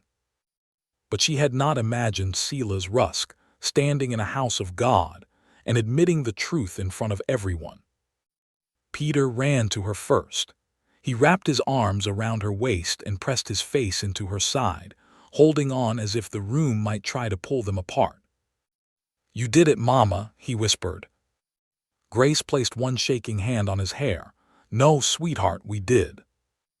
Elsie came next, dragging her cloth rabbit by one ear. She looked confused by all the grown-up faces and whispered, "Can we go home now?" Home. The word had become dangerous in its sweetness. Grace looked toward Nathan. He stood in the aisle, still watching the door where Vernon had gone. His jaw was tight, his hand near his belt, but he was not chasing after him. Not yet. He had heard Vernon's threat. Grace knew he had. She had seen it strike him like a hidden blade. Accidents happen on lonely ranches. The words followed her, even inside the church. Reverend Cole stepped down from the pulpit and came to her. "Mrs. Whitmore," he said softly, "you were brave today." Grace shook her head. "I was scared." Bravery usually is. Before she could answer, the baker came forward. The same man who had turned her away when Elsie's face was thin with hunger. He held his hat in both hands and looked older than he had that day. "Ma'am," he said, not quite meeting her eyes, "I owe you an apology." Grace did not know what to do with that. He swallowed hard. "I had bread cooling on the counter when you came. I told myself I could not help every hungry person who passed through, but the truth is, I did not want your trouble near my door." The church quieted around them. Grace looked at him for a long second. Then she said, "My children were hungry." The baker's face reddened with shame. "I know." She could have forgiven him quickly. A softer woman might have, or a woman less tired. But Grace had learned that forgiveness given too cheaply sometimes let people keep the comfort of forgetting. So she only nodded. "That is something you will have to live with," she said, "and something you can choose differently next time." The baker bowed his head. "Yes, ma'am." Nathan's eyes moved to Grace then, and in them she saw something deeper than pity or admiration. Respect, the kind that did not try to rescue her from her own voice. Mrs. Calloway from the hotel came next, then the general store clerk, then two women Grace barely remembered from the street. Some apologized. Some only touched her arm. Some asked what she needed. Grace answered as best she could, but every kind word made her feel more tired, not less. Truth had stood up in church. but Vernon was still outside. Sheriff Malley returned near the end of the service, his mouth grim. Nathan met him near the back. Grace could not hear everything, but she saw enough. Vernon had not been arrested. Not yet. Rusk had given a statement, but Vernon's threats were still mostly words. The sheriff could warn him, watch him, perhaps hold him if he caused a public disturbance, but men like Vernon knew how to stay 1 inch beyond the law's reach. Nathan's face darkened. Grace gathered the children's coats and joined them. "He is gone?" she asked. Sheriff Malley nodded. "Back to the hotel for now. I've got a deputy watching." "For now," Nathan said. Malley looked at him sharply. "Do not make my work harder by doing something foolish." Nathan's voice stayed low. "If he comes near Cedar Hollow." "If he comes near Cedar Hollow, you send for me unless there is no time." The sheriff's eyes shifted to Grace. "And Mrs. Whitmore, you keep those papers close. Judge Harland has been sent for. We may have him here sooner than expected." Grace nodded. "What about Rusk?" Nathan asked. "He is writing a full statement." Malley glanced toward the back pew where Silas sat alone, hat in hand, looking like a man who had found his conscience late and did not know what to do with it. "He says Ash paid him and 2 others to frighten you off the ranch. That helps."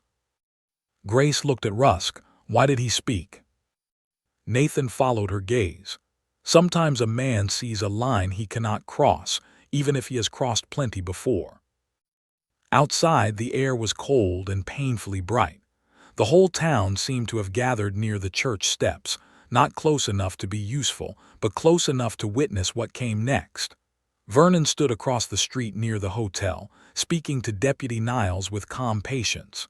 He looked almost bored. When he saw Grace, he smiled. Not a public smile this time, not the soft family smile. This one was small, sharp, and meant only for her. Nathan stepped closer to her side. Grace heard him draw a slow breath. "Do not," she whispered. His eyes stayed on Vernon. "I know." The wagon ride back to Cedar Hollow felt different from every ride before it. The children were quiet, worn out by fear and attention. Elsie slept against Grace's lap. Peter sat beside Nathan, straight-backed and thoughtful. Halfway home, Peter spoke. "Mr. Nathan." "Yes." "When a man says he'll cause an accident, how do you stop him?" Grace's arms tightened around Elsie. Nathan looked at the road ahead, by not giving him darkness to hide in. "What does that mean?" "It means we keep people around. We check the barn before lighting lanterns. We watch the herd, the well, the feed, the doors. We make sure every neighbor knows Vernon Ash's name." Peter nodded slowly. "So he can't sneak." "That's right." The boy thought about this. "Can I help?" Nathan glanced at Grace first, asking permission without words. She gave a small nod.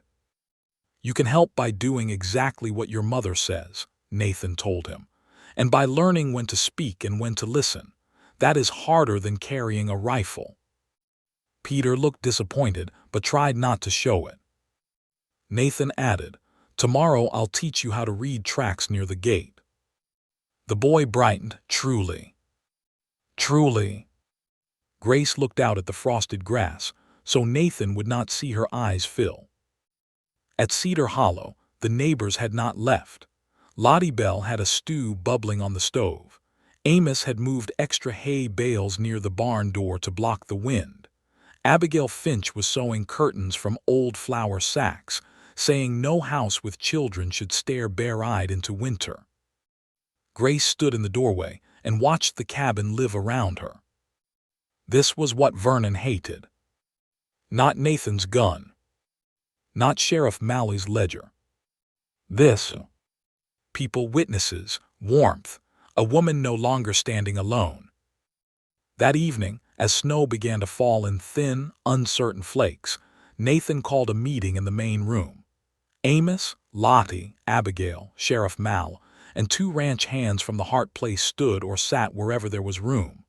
Grace sat near the stove with Elsie asleep against her, while Peter sat at her feet listening as if his future depended on each word. Nathan kept his voice plain. No one rides alone after dark. No lanterns left near hay. No stranger gets water, feed, or directions without two people present. If Ash wants a court fight, he can have one. If he wants a dirty fight, he will find every road watched. Amos nodded. I'll take first watch tonight. No, Grace said. Every head turned. Her heart thudded, but she continued. You all have homes and stock and children too. I am grateful, more than I can say. But I will not have everyone risking themselves while I sit inside like a parcel being guarded. Nathan looked at her carefully. Grace. I can cook for the men taking watch. I can keep records. I can note who comes, who goes, what time. I can load a rifle. I can send Peter to Lottie if trouble starts. I can help. Lottie smiled slowly. I told you she had backbone. Nathan's mouth softened, though worry remained in his eyes. All right, you keep the record. Grace nodded, feeling something settle inside her. Not safety. Purpose. Later that night, after everyone had found places to sleep or watch, Grace sat at the kitchen table with a ledger Nathan had given her. She wrote the date, the names of the people present, the weather, the time each watch began. Her handwriting was neat at first, then cramped as the hour grew late. Nathan entered quietly near midnight, brushing snow from his hat. You should rest, he said. So should you. That almost smile returned. He came to the table and looked at the ledger. You write a fine hand. My mother taught me. She said a woman who can write clearly is harder to erase. Nathan's eyes lifted to hers. For a moment, the storm, the danger, even the sleeping house seemed to fade behind the quiet between them. She was right, he said. Grace looked down before her heart could show too much. Nathan sat across from her, tired and snow-dusted, his hands rough on the table. I'm sorry about today. For what? For Vernon's words, for the way he tried to stain your name. Grace closed the ledger. He used what the world already thinks of women like me. That is not your shame. No, but I hated hearing it. Why? The question slipped out before she could stop it. Nathan held her gaze. Because when he spoke of you like something low, I wanted every person in that church to see what I see. Grace's breath caught. The fire popped softly. Somewhere in the bedroom, Elsie sighed in her sleep. What do you see? Grace whispered. Nathan's face changed, as if he had stepped too close to a truth he had been avoiding. A mother who would walk through hunger before letting go of her children. A woman who is afraid and still stands up. Someone who came into a dead house and made it remember warmth. Grace's eyes burned. Nathan. He looked down at his hands. I know this is not the time. No, she said softly. It may be the only time. He looked back at her. For one dangerous, tender moment, Grace thought he might reach across the table and take her hand. She wanted him to. She feared she wanted him to. Her heart, that careful, guarded thing, leaned toward him like a plant toward sun. Then a gunshot cracked through the night. Grace jolted to her feet. Nathan was already moving. Another shot sounded from the barn. Peter cried out from the bedroom. Men shouted outside. The guard dogs erupted in wild barking. Nathan grabbed his rifle and rushed to the door. Grace followed as far as the porch, cold air striking her face. Beyond the yard, flames flickered near the hay shed. Amos Bell shouted from the darkness, "Fire! Fire by the barn!" Nathan turned back only once, his face lit by the first orange glow. "Get the children out the back," he ordered. Grace ran inside, heart pounding, knowing Vernon Ash had finally found his accident. And this time, Cedar Hollow itself was burning. Fire has a way of turning every fear into one bright, roaring truth. Grace heard it before she saw the full shape of it, the hard crackle of dry hay catching, the frightened scream of horses, men shouting through smoke, dogs barking so fiercely their voices seemed to tear at the night itself. She ran into the bedroom and shook Peter awake. "Up," she said, "now." Peter sat straight at once, eyes wide. Elsie woke crying before Grace even touched her, scared by the noise and the orange light flashing against the wall. "Mama, what is it?" "Fire, put on your boots." The word stole the sleep from both children. Peter moved quickly, grabbing his coat and helping Elsie with hers, while Grace pulled the small bundle from under the bed. She did not know why she took it. Habit, maybe. Months of running had taught her hands to gather survival before her mind asked questions. From the front room, Lottie's voice called, "Grace, we're coming." Smoke had begun to slip under the door, thin and bitter. Grace wrapped Elsie's shawl over the child's mouth and pushed Peter toward the back exit. Lottie met them there with a lantern in one hand and a blanket in the other. "This way," Lottie said, low and fast. Outside, the cold struck like water. Snow fell hard now, but the hay shed burned hotter than weather. Flames climbed one side of the building, throwing wild light over the yard. Men ran with buckets from the well. Amos shouted orders. One of the Hart boys dragged a panicked horse away from the barn, his boots sliding in the mud and snow. Nathan was already at the shed.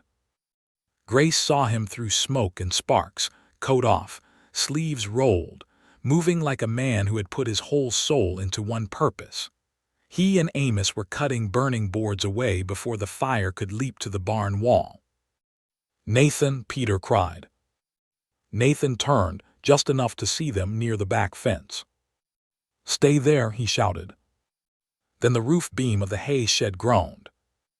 Grace's breath stopped. A shower of sparks burst upward, and the horses screamed again.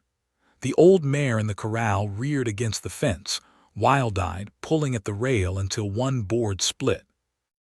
Peter started forward. Grace grabbed his arm. "No." "But the horses." "You stay with me." His face twisted, torn between fear and obedience.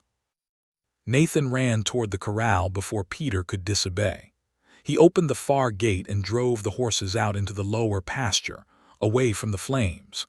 One young gelding bolted too close to the shed, and Nathan caught its halter, pulling hard, speaking low even while fire snapped behind him. For one terrible moment, smoke swallowed him. Grace took one step forward before Lottie caught her. "Do not," Lottie said sharply. "He knows fire, you know your children." Grace froze. That was the cruelest kind of truth, the kind that saved lives. A crash shook the yard as half the hay shed roof fell in. Flames leapt higher, then bent sideways in the wind toward the barn. "Wet the barn wall," Amos roared. Grace looked at the children, then at Lottie. "I can carry water." Lottie nodded once. "Peter stays with me, Elsie too." Peter protested, but Grace was already moving. She grabbed a bucket from near the well and joined the line. Cold water sloshed over her hands, then froze against her cuffs. Smoke burned her throat. Sparks landed in her hair and on her shawl. She passed bucket after bucket, barely feeling the weight, barely hearing anything except the pounding of her own heart. Nathan appeared beside her suddenly, face blackened with smoke. "Grace, get back." "No." His eyes flashed. "This is not pride. Neither is helping." For half a second, something like admiration cut through his fear. Then he took the bucket from her, threw it against the barn wall, and handed it back. "Stay low when the smoke shifts." She nodded. They worked side by side after that, not speaking unless they had to. The world narrowed to water, smoke, flame, and hands. Nathan's hand brushed hers when passing a bucket. Grace felt the heat in his skin, the tremor of effort beneath his strength. At last, after what felt like hours but could not have been more than one, the fire began to lose. Snow thickened. Water soaked the barn wall. The hay shed collapsed inward on itself, burning lower, meaner, contained. Men kept watch with shovels and buckets, beating sparks before they could find fresh wood. When the worst was over, Grace stumbled near the well. Nathan caught her before she fell. For a second she rested against him without meaning to, her cheek near his chest, his arm firm around her back. He smelled of smoke, sweat, and cold night air. His heart beat hard beneath his shirt. "You're shaking," he said. "So are you." His hold tightened, just once, then loosened because people were watching and because they were both still afraid of what comfort could become. Peter ran to them then, throwing himself into Nathan first, then Grace. "You got the horses out," he said, voice breaking. "You saved them." Nathan looked down at the boy, his face softening under the soot. "You stayed where your mother told you." Peter swallowed. "I wanted to help." "You did. You obeyed when it mattered." The boy stared at him, as if that praise meant more than any chance to carry a rifle. Elsie clung to Grace's skirt, coughing softly. Grace lifted her and kissed her cold cheek again and again until the child squirmed. "I'm all right, Mama." Grace closed her eyes. "Let me make sure." By dawn, the hay shed was a black ruin steaming in the snow. The barn had survived, though one wall was scorched and several boards needed replacing. 2 horses had minor burns, but none were lost. The cabin smelled of smoke, wet wool, coffee, and fear. Sheriff Mal arrived just after sunrise with Deputy Niles and Sela's Rusk. Grace stiffened at the sight of Rusk, but Nathan only stepped forward. "Why is he here?" Sheriff Malloy's face was grim. "Because he came to my office before first light. Says he knows who set the fire." Rusk looked worse than Grace had ever seen him. Not drunk, not proud, just gray with shame. "It was Milo Greer," he said. "One of the men with me the other night. Ash paid him after church. Told him to scare you bad enough that the widow would run before the hearing." Grace's grip tightened around Elsie. Nathan's voice went flat. "Where is Greer?" "Gone," Rusk said. "Took Ash's spare horse and headed east, but Ash is still at the hotel. Least he was when I left town." Sheriff Malley looked at the burned shed. "This is no longer talk. This is arson and endangerment." Nathan turned toward the barn where black smoke still rose in thin lines. "Then arrest him." "I intend to try." "Try." Malloy's jaw tightened. "Men like Ash keep their hands clean. Rusk's statement helps, but we need Greer or proof of payment." Grace stared at the ruined shed. Proof, always proof. As if fire itself were not proof enough. As if her children coughing in smoke were not proof. As if fear needed a signed receipt before decent people could name it. Nathan's hand found hers. "Not hidden this time. Not brief." He held it in front of the sheriff, the neighbors, the scorched barn, and the morning light. Grace looked down at their joined hands, then up at him. His face was tired, soot-streaked, and openly afraid for her. Something inside Grace stopped running. She turned to Sheriff Malley. "Then we give him something he cannot ignore." The sheriff frowned. "What do you mean?" Grace looked toward the cabin, where her bundle lay near the door.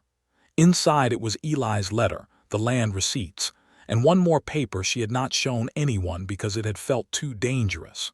A letter from Vernon himself, written months ago, asking Grace to sign temporary guardianship of the children in exchange for canceling a debt that had never been proven. At the bottom, in his own hand, he had written one line. "Once the children are under my care, the timber matter can be settled without your interference."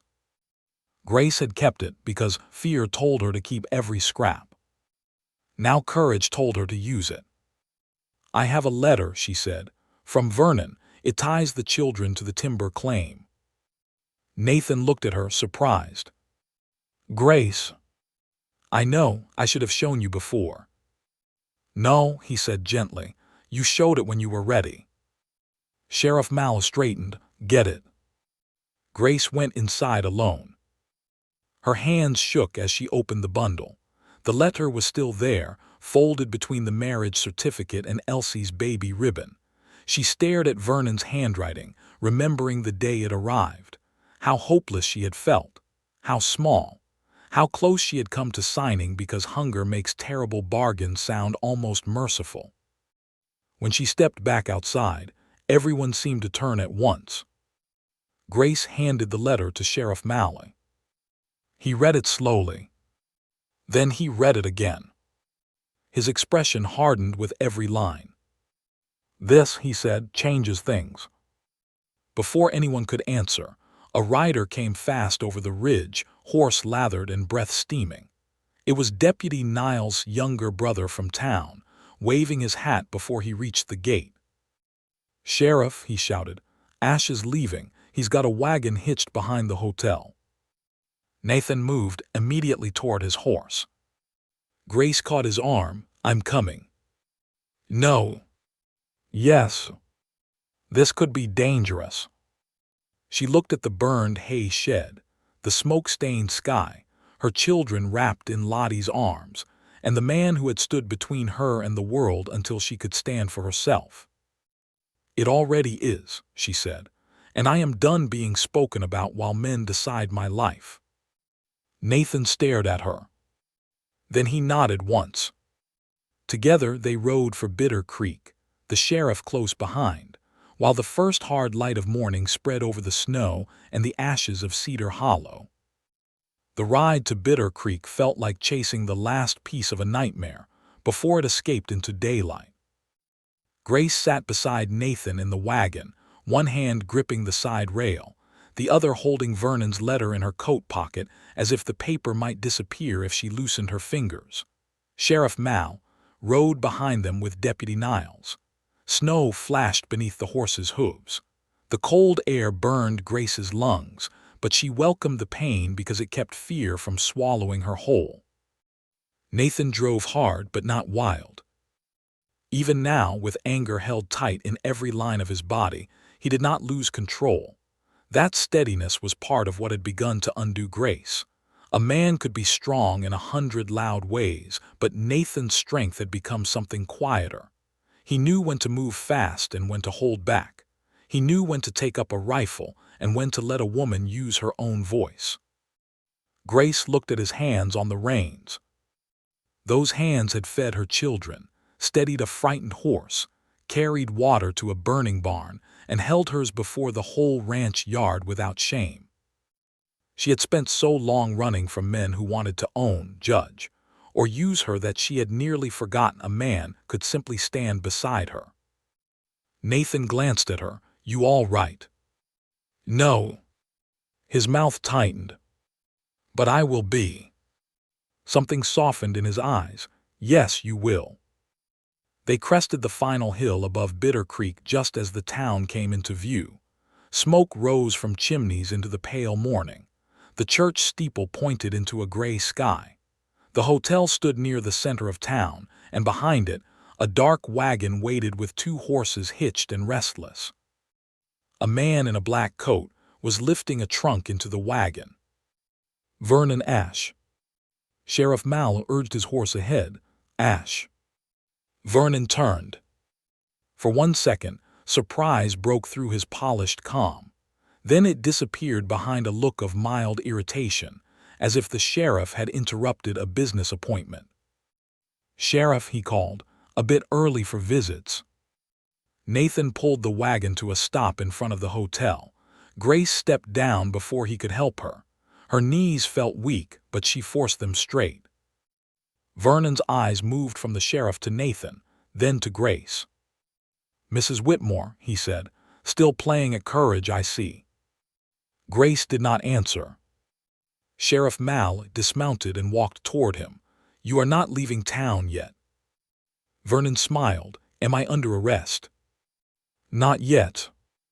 "Then I am free to travel." Mal held out his hand. "I want to see the contents of that trunk." Vernon's smile cooled. You have no warrant. No, Mally said. But I have a burned hay shed, witness statements, a hired man fleeing town, and a letter tying you to a plan to take control of Mrs. Whitmore's children and their property. For the first time, Vernon looked at Grace's coat pocket. He knew. Grace saw the knowledge strike him, not as fear but as calculation. He was already measuring how to explain it away. A family letter, Vernon said, written in concern. You wrote that once the children were under your care, the timber matter could be settled without her interference, Grace said. People began to gather. A stable boy stopped near the water trough. The baker stepped out of his shop with flour on his hands. Mrs. Calloway from the hotel stood just inside the door, her face tight with worry. Silas Rusk appeared near the saloon porch, sober and grim. Vernon noticed the crowd and changed his posture. He stood straighter, softened his expression, became again the sorrowful family man. Grace, he said gently, you misunderstand business language because fear has clouded your mind. I have tried only to protect Peter and Elsie's future. Nathan stepped forward, by burning the ranch where they sleep. Vernon's eyes slid to him. Careful, Mr. Holt, accusations require proof. Rusk spoke from the saloon porch. Milo Greer told me you paid him. Vernon turned slowly, a drunk S-word. I was drunk plenty, Rusk said, not this morning. Mally looked at Vernon. Where is Greer? I cannot be expected to know the movements of every unstable man in this town. Deputy Niles walked around the wagon, inspecting the bed and the wheels. Sheriff. Mally turned. The deputy reached into the back of Vernon's wagon and lifted a small oil tin. Vernon's face did not change, but Grace saw his left hand tighten on his cane. Travel supplies, Vernon said. Niles removed the cap, sniffed, then looked toward Mally. Coal oil.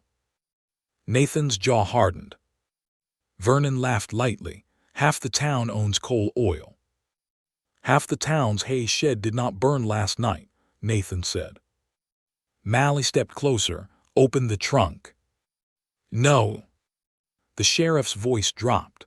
Open it, or I hold you until Judge Harland arrives and let him decide whether flight after a fire looks innocent. The street had gone still. Vernon looked around, seeing faces where there had once been only useful strangers. The baker, the hotel woman, the stable boy, Rusk, men from the feed store, women near the church steps. Not all were brave and not all were kind, but they were watching. That was the thing he hated most. Witnesses. With a sharp motion, Vernon took a key from his pocket and opened the trunk. Inside lay clothes, papers, a leather money pouch, and a smaller locked box. Mally pointed. That. Vernon's mouth tightened. Private documents. Open it. For a moment, Grace thought he would refuse. Then a rider came fast down the east road, shouting before his horse reached town. Sheriff Mally. Everyone turned. The rider was young, snow-spattered, and nearly breathless. Grace did not recognize him until he pulled up near the office. It was David Pike, one of the bell boys who had ridden the previous night to send word toward the county road. Judge Harland's coming, David gasped. Met him near Miller's Crossing. He'll be here by noon, and they caught a man on the road. Mally's eyes sharpened. What man? David pointed east. Milo Greer had burns on his sleeve and money in his boot. The crowd murmured. Vernon's face went very still. Nathan looked at Grace. This time the law had not arrived too late. Mally turned back to Vernon, opened the box. Vernon did not move. Deputy Niles stepped closer, hand near his sidearm. Slowly, Vernon unlocked the small box. Inside were papers tied in bundles, several banknotes, and a folded agreement signed by Milo Greer. Mally took it, read the first lines, and his face hardened. "Well," he said, "this is interesting." Vernon spoke quickly. "That is a labor contract. A labor contract to create pressure at Cedar Hollow Ranch." Grace's blood chilled. Malloy read aloud just enough for the crowd to understand. Not every word, not enough to be vulgar or cruel, but enough. Payment for intimidation. Instructions to damage property but avoid direct injury. Notes on making Mrs. Whitmore fear for the safety of her children before the territorial hearing. The street erupted. Mrs. Calloway covered her mouth. The baker swore under his breath. Rusk looked as if he might be sick. Vernon's face at last lost all softness. "You ignorant people," he snapped. "You think you understand law, property, guardianship. That woman has dragged valuable assets across territory lines and hidden them in a rancher's bed." Nathan moved so fast Grace barely saw him, but he did not strike Vernon. He only stepped between him and her. "Say one more word like that," Nathan said quietly, "and the sheriff will be the least of your worries." Malloy grabbed Vernon's arm. "Vernon Ashe, you are coming with me." Vernon twisted away. "Take your hands off me." Deputy Niles moved in, and together they seized him. Vernon fought not with fists but with fury. His polished respectability cracked and fell away in front of everyone. He cursed the town, the sheriff, Rusk, Grace, even Eli's name. Each word made him smaller. Grace watched him struggle. For so long, Vernon had been a shadow larger than life, a man who lived in doorways, letters, threats, and fear. Now he was only a man in a dirty street, held by a sheriff, his blue coat wrinkled, his perfect glove stained. He looked at Grace one last time, as Malloy dragged him toward the jail. "This is not over," he said. Grace stepped forward. Nathan turned as if to stop her, then let her pass. "Yes," she said, her voice carrying down the street. "It is. Maybe the court will take time. Maybe your money will speak somewhere. Maybe there will be papers and questions and hard days yet. But you do not own my children, you do not own my fear, and you do not own me." Vernon stared at her. The whole street stared. Grace's voice softened but did not weaken. "I ran because I had to. Now I am standing because I can." Malloy pushed Vernon inside the jail. The door shut. For a moment, no one spoke. Then Peter's voice came from behind her. "Mama." Grace turned. Lottie had arrived with the children in Amos's wagon. Peter jumped down before it fully stopped and ran to her. Elsie followed, crying because everyone else seemed close to tears. Grace dropped to her knees and gathered them both. "It's done," Peter asked against her shoulder. Grace looked toward the jail, then toward Nathan. "It's begun to be done," she said. "That is enough for today." Judge Harland arrived just before noon in a covered carriage, wearing a travel coat dusted with snow and the expression of a man who disliked being lied to more than he disliked bad roads. He met with Sheriff Malloy, read Vernon's documents, read Grace's papers, and examined the letter from Eli. Grace waited in the sheriff's office with Nathan, Peter, Elsie, Lottie, and Reverend Cole. No one spoke much. Peter sat beside Nathan, their shoulders nearly touching. Elsie slept in Grace's lap, exhausted by the morning. Nathan's hat rested on his knee, and every now and then his hand brushed near Grace's, not quite taking it, not quite leaving it alone. After what felt like a lifetime, Judge Harland entered. He was not a large man, but the room seemed to stand straighter when he came in. "Mrs. Whitmore," he said. Grace rose. The judge looked at her for a long, serious moment. "Your children remain with you." Her breath left her in a sound that was almost a sob. Peter stood forever. Judge Harland's face softened. "No court in this territory will remove you based on Mr. Ashe's petition. As for any Missouri claim, I will notify the proper authorities there of the suspected fraud, attempted coercion, and property motive. Until a lawful court says otherwise, your mother is your legal guardian, and you are under her care." Peter's face crumpled. Nathan put a hand on his shoulder. The judge continued, "Vernon Ash will be held pending formal charges related to the fire, the intimidation, and the documents found in his possession. Milo Greer's testimony will matter. Mr. Rusk's statement will matter. But for now, the immediate threat to the children is ended." Ended.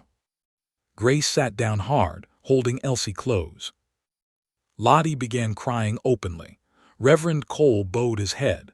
Peter pressed his fists against his eyes, trying and failing to be grown. Nathan did not speak. Grace looked up at him.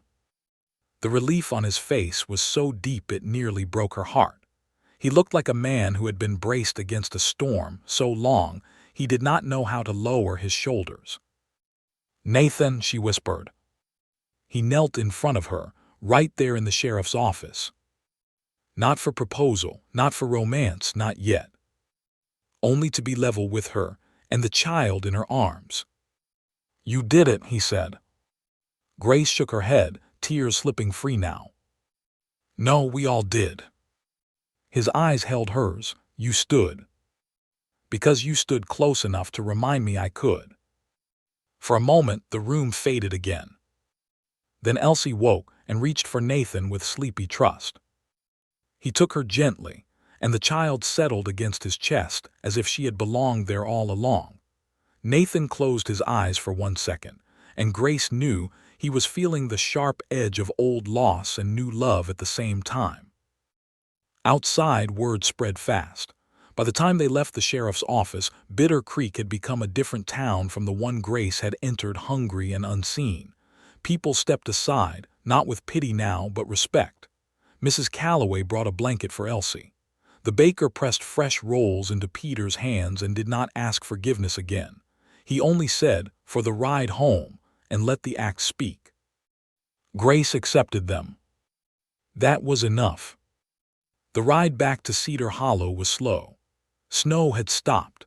Sunlight broke through the clouds in pale gold strips, touching the hills, the creek, the dark pines. The burned hay shed still waited at the ranch, and there would be repairs, court matters, winter work, and scars that did not vanish because one man sat behind bars. But Grace breathed easier than she had in months. At the ranch, neighbors cheered when they heard the news. Amos clapped Nathan on the back hard enough to make him stumble. Lottie took Grace by both shoulders and declared that the first proper celebration would be stew, biscuits, and no arguments. That night Cedar Hollow filled again. But this time, fear was not the guest of honor. There was food, laughter, music from a fiddle someone had brought, and children asleep in safe corners. Peter followed Nathan outside to check the horses, not because he was afraid, but because he wanted to learn.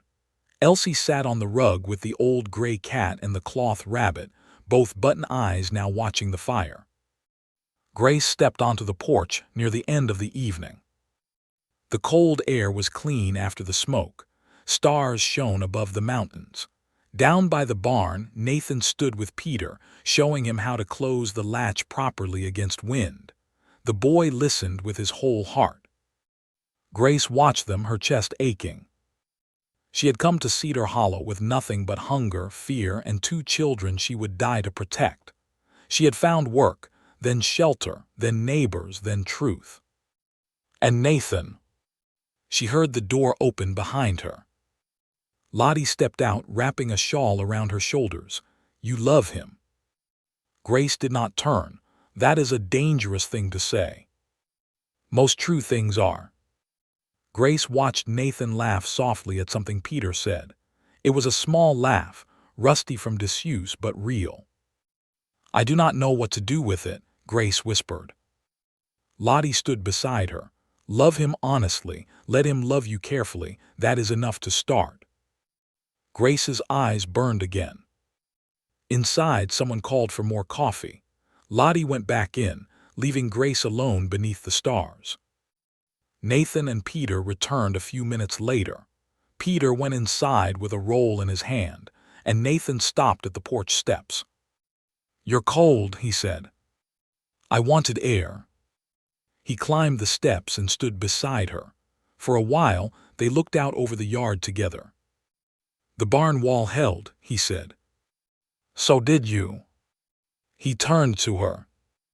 Grace meant it lightly, but the words came out full of everything she had not said. Nathan removed his hat. "Grace." Her heart began to pound. "I know today was heavy. I know you need time.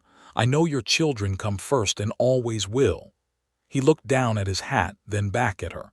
"But I need to say something before fear convinces me to swallow it again." Grace barely breathed.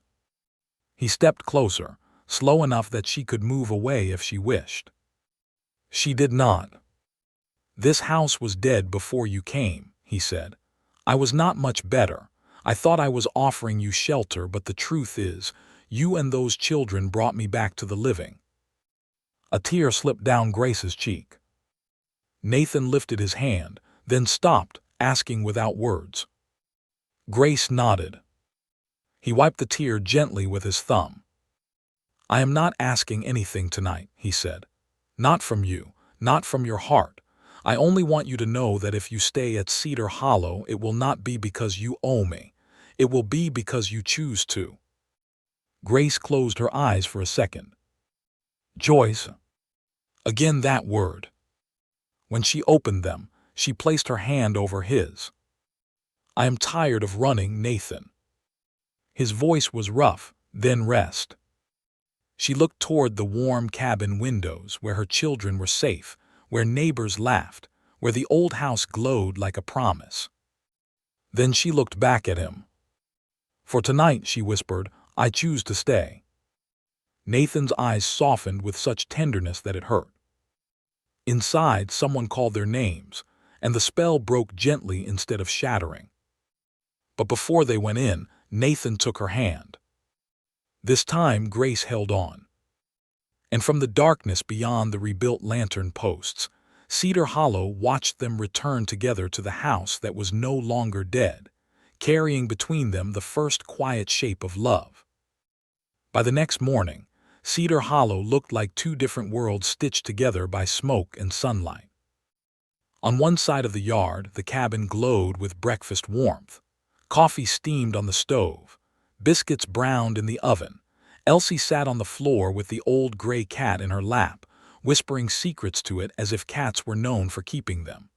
Peter stood by the window, watching Nathan and Amos measure the scorched barn boards that needed replacing. On the other side, the burned hay shed sagged black against the snow. Grace could not look at it without feeling the heat again. The flames, the horses screaming, Nathan disappearing through smoke, her children's frightened faces in the cold night. Danger had passed, but it had left its smell behind. Still, the ranch was alive. That was what mattered. Neighbors came early, as if Cedar Hollow had become less a private ranch and more a place the whole valley had decided to mend. Men brought lumber. Women brought food. Boys hauled water and nails. Even Sela's Rusk arrived before noon with 2 sacks of feed and a face that looked as if it had not slept. Nathan saw him first. The yard went quiet. Rusk stopped near the gate, holding the reins of his horse, not bold now, not smirking. Just a rough man standing in cold daylight with his hat in his hand. "I'll leave these here," he said. "No need for thanks." Nathan walked toward him slowly. "Why come?" Rusk looked past him toward the burned shed. "Because I helped start what nearly burned you out, even if my hands weren't the ones that struck the match." Grace stood on the porch with a bowl of biscuit dough in her hands. Rusk's eyes found hers. He looked away first. "I was cruel to you that first day in town," he said. "And worse after. I can say I was drunk. I can say Ash paid me. Both are true, neither makes it right." Grace set the bowl down on the porch rail. Peter had stepped outside now, standing close to her. Elsie peeked from behind the door. Nathan said nothing. He let Grace decide what to do with the apology. She walked down the steps. Rusk stood very still, as if he feared one wrong movement would prove him the villain everyone already knew he had been. Grace stopped a few feet away. "You frightened my children," she said. His face tightened. "I know. You used my need against me." "Yes, ma'am. You gave Vernon a road to our door." Rusk swallowed. "Yes." Grace looked at him for a long moment. Forgiveness, she had learned, was not the same as pretending a thing had not happened.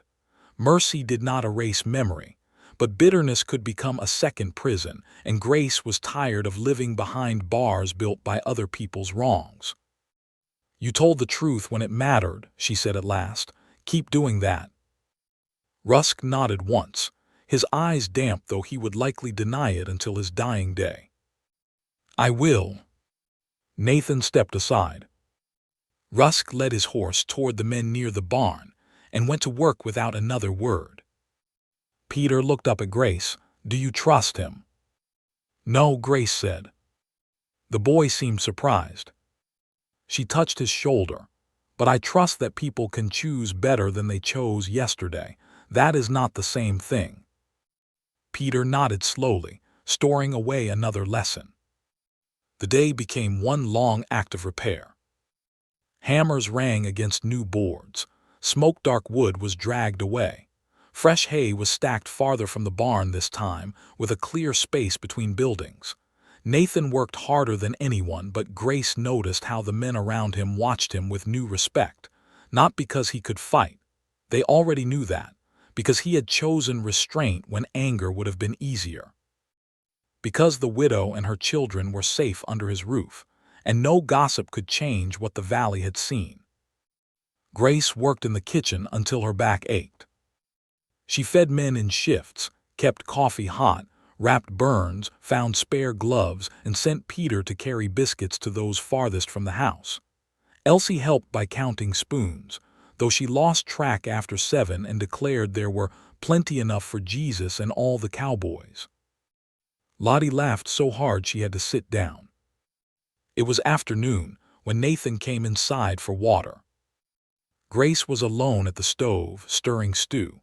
The others had gone out to watch the men raise the new shed frame.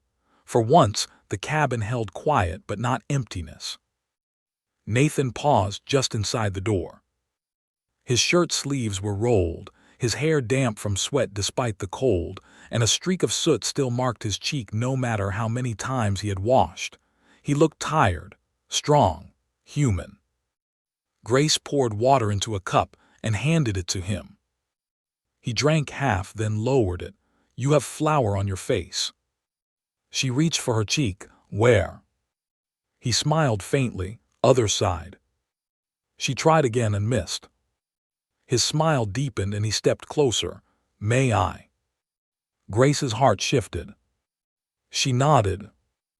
Nathan lifted his thumb and brushed a small streak of flour from just below her eye. His touch was gentle, barely there, but it moved through her like warmth after a long winter. Neither of them stepped back. From outside came the distant sound of hammering, a horse blowing, Lottie calling for someone to move a basket out of the snow. Life continued around them, but inside the cabin, the moment drew close and still. Grace looked up at him. "Nathan," she said softly, "last night on the porch you told me I could choose to stay." "Yes. I keep thinking about that." His eyes searched hers, careful and hopeful at once. "And," she swallowed, "and I'm afraid that if I let this become home, something will take it." His expression softened. "I know that fear." "I believe you do." He set the cup down on the table. "When Rose and Annie died, I thought the only way to survive was to stop wanting anything. If a man wants nothing, there is nothing left for God or fate or fever to take." Grace's throat tightened. "Did it work?" "No," his voice was quiet. "It just made me a ghost who still had chores." She looked toward the mantel, where Annie's little wooden horse now stood beside Elsie's repaired cloth rabbit. Two children's treasures from two lives that had somehow met in one room. "I do not want to be a ghost," Grace whispered. Nathan's hand rested near hers on the table. "You are not." Before she could answer, the front door burst open, and Elsie came running in with snow on her boots and excitement on her face. "Mama, Mr. Amos says the new shed has bones now." Grace pulled her hand back, half laughing, half aching. Nathan turned away, but not before Grace saw the smile he tried to hide. "Buildings do need bones," he said solemnly. Elsie grabbed his sleeve. "Come see." "I just came in for water." "You had water." Grace pressed her lips together to keep from laughing. Nathan allowed himself to be pulled toward the door by a 6-year-old who had no idea how easily she commanded him now. At the threshold, he looked back at Grace. The unfinished moment stayed between them, not broken, only waiting. That evening, after the new shed frame stood strong against the red winter sunset, the neighbors gathered for one more meal. It felt less like a work crew and more like a barn raising, though smaller, rougher, and born of fire instead of planning. Reverend Cole offered thanks before supper, not with fancy words, but with the plain gratitude of people who knew how close they had come to loss. He thanked God for courage, for truth, for neighbors who arrived with hammers, for children safe in the warmth. Grace bowed her head, and for the first time in a long while, prayer did not taste bitter. After the meal, Lottie pulled Grace aside while the others cleared plates. "You know the judge will want a more formal statement from you in a few days," Lottie said. "I know. And Vernon may yet send some lawyer's letter from jail. Men like him do not stop speaking just because no one believes them anymore." Grace looked toward the hearth. Peter was showing Nathan a track he had drawn in ash with a stick.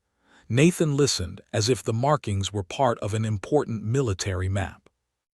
"I am not as afraid of his words now," Grace said. Lottie followed her gaze and smiled knowingly. "That is not all you are less afraid of." Grace felt heat rise in her cheeks. "Lottie, I am a married woman, not a blind one." Grace looked down at her hands. "It feels too soon." "Since when does the heart keep a calendar?" "I have children. And they love him already." Grace's eyes lifted quickly. Lottie's voice gentled. "I am not saying rush. I am saying do not punish yourself for finding light because you once lived in darkness." Grace looked again at Nathan. Peter had said something that made him laugh, not much, just a short, quiet laugh, but it changed his whole face. It made him look almost young. "I still love Eli," Grace whispered. "Of course you do. Would it be wrong to love someone else too?" Lottie reached for her hand. "Love is not a cupboard with one shelf, Grace. The heart makes room when it needs to." Grace's eyes filled. Across the room, Nathan looked up as if he had felt her gaze.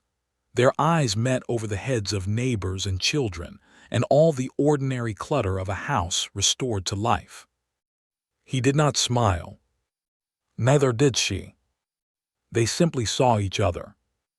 And that was enough to make the room feel warmer. 2 days later, Judge Harlan held a formal hearing in Bitter Creek schoolhouse because the sheriff's office was too small for all who needed to attend. Vernon Ash was brought in under guard. His face was pale, but his pride had not fully died. Milo Greer, caught on the road with burns and money, gave a statement that tied Vernon to the fire. Rusk confirmed his part in the intimidation. Sheriff Malley presented the papers found in Vernon's locked box. Grace spoke too. This time, her voice did not shake as much. She told the judge about Eli's warning, the timber claim, Vernon's pressure, the flight west, and the threats. She told it plainly, without trying to make herself sound stronger or weaker than she had been. Peter and Elsie sat with Lottie near the front. Nathan stood at the back wall, arms crossed, a silent pillar she did not lean on but was grateful to see. When Vernon's turn came, he tried his old tricks. Concern, respectability, family duty, a poor widow's confusion, a lonely rancher's improper influence. Judge Harland listened, with a face carved from stone. When Vernon finished, the judge folded his hands. "Mr. Ashe," he said, "you speak often of moral danger. Yet the evidence before me shows you paid men to frighten a mother, sought control of children for property interest, carried documents prepared to discredit her, and now stand connected to an arson attempt near the place those children slept." Vernon's jaw clenched. The judge continued, "This court recognizes Grace Whitmore as the lawful mother and guardian of Peter and Elsie Whitmore. No claim from you will be honored in this territory without review by proper authorities and notice to Mrs. Whitmore. Furthermore, you will be held for trial on charges related to intimidation, fraud, and the Cedar Hollow fire." A sound moved through the schoolhouse: relief, anger, satisfaction. Grace closed her eyes. Peter ran to her when the hearing ended. Elsie followed, crying because Peter was crying. Grace knelt and held them both while the room blurred around her. Nathan did not come at once. He waited until the children let go. Then he stepped near. "It is done," he said softly. Grace looked up at him. "You keep saying that. One day it will feel true." She let out a small, broken laugh. Nathan offered his hand to help her stand. She took it. This time in front of judge, sheriff, neighbors, and town, she did not let go right away. By the time they returned to Cedar Hollow, winter had settled fully over the valley. Snow lay thick along the fences. The creek ran black between white banks. Smoke rose straight from the cabin chimney into a still blue evening.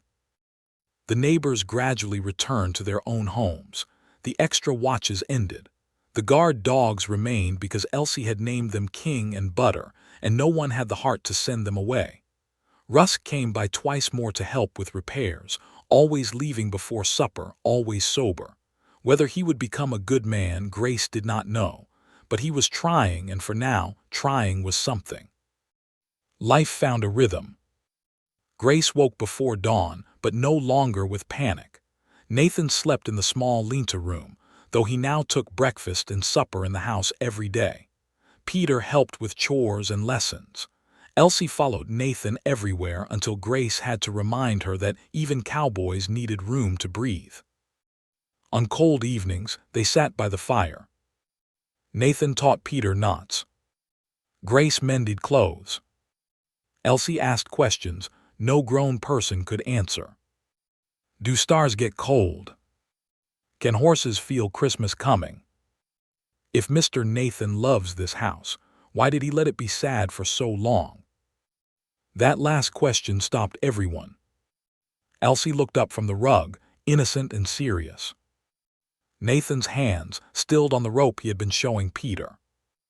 Grace opened her mouth, but Nathan answered first.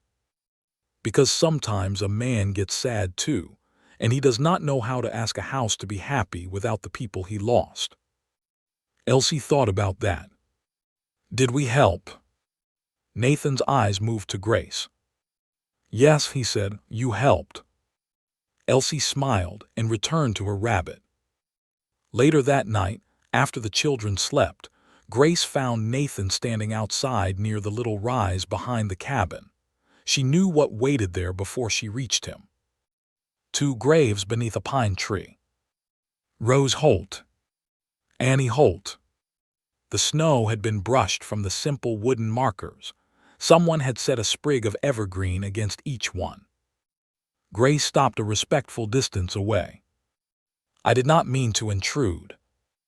Nathan did not turn. You are not. She walked beside him, quiet in the snow. For a while, they only stood there beneath the stars.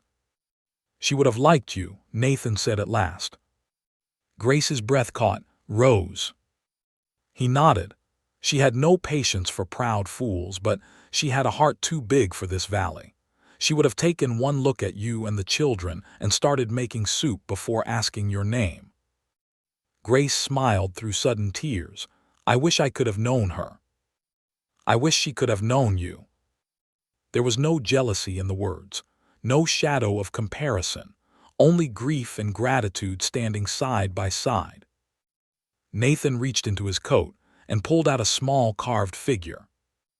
Grace recognized it as another horse, unfinished, the head shaped but the legs still rough. I started this for Annie, he said, never finished it. Grace looked at his hands. Why bring it now? I thought maybe it was time.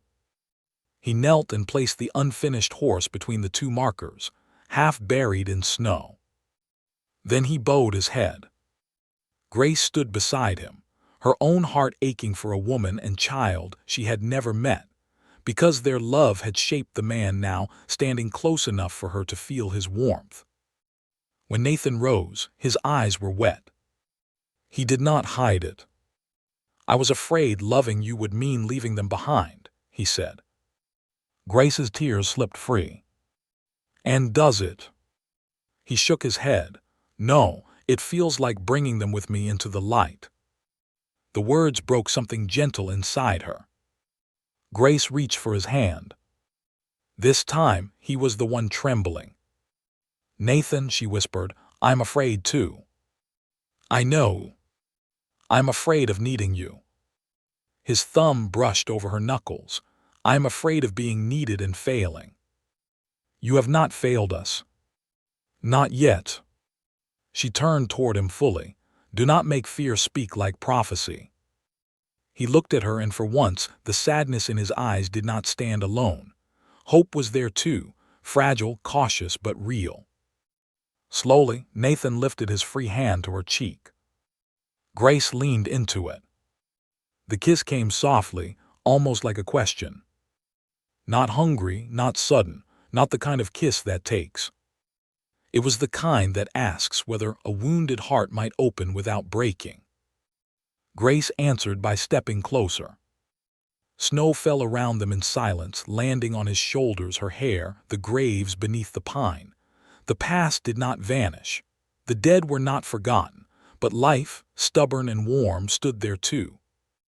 When they parted, Nathan rested his forehead against hers. I love you, Grace Whitmore, he said, voice rough and low. I did not mean to, I was not looking for it, but I do. Grace closed her eyes. The words frightened her. They healed her. They asked nothing and offered everything. I love you too, she whispered, and that scares me more than Vernon ever did. A soft laugh broke from him, half pain, half joy. I reckon that means it is real. She smiled through tears. I reckon it does. They walked back to the cabin hand in hand. At the porch, Grace paused and looked at the warm windows, the smoke rising, the dogs asleep by the steps, the rebuilt shed standing dark but strong against the snow. Inside, Peter and Elsie slept safe. Outside, Rose and Annie rested beneath the pine. Around them, the valley held its winter breath. Nathan opened the door, and golden light spilled over them. For the first time, Grace did not feel like a woman being allowed inside someone else's house. She felt like she was coming home. But just before they stepped in, Peter's voice called from the bedroom, frightened and awake. Mama! Grace and Nathan hurried inside. Peter stood at the window, holding back the curtain. There's someone by the gate. Nathan crossed the room in 3 strides. Grace followed, her heart dropping. A lone rider waited beyond the lantern post, wrapped in a dark coat, holding something white in one raised hand. Not a gun. A letter. Nathan opened the door and stepped onto the porch. The rider called through the snow, message for Mrs. Whitmore from Missouri. Grace's hand tightened around Nathan's. The fight for her children was over. But the past, it seemed, had one last truth to deliver. The letter trembled in Grace's hand before she even broke the seal. For a moment, the whole cabin seemed to hold its breath. Peter stood beside the window, pale and wide-eyed. Elsie had woken and come barefoot into the main room, her cloth rabbit tucked beneath her chin. Nathan stood close enough for Grace to feel the warmth of him, but not so close that he crowded her. The rider waited on the porch, snow melting on his shoulders. He was a young courier from the Eastern Stage Line, no older than 20, with tired eyes and a scarf wrapped high around his neck.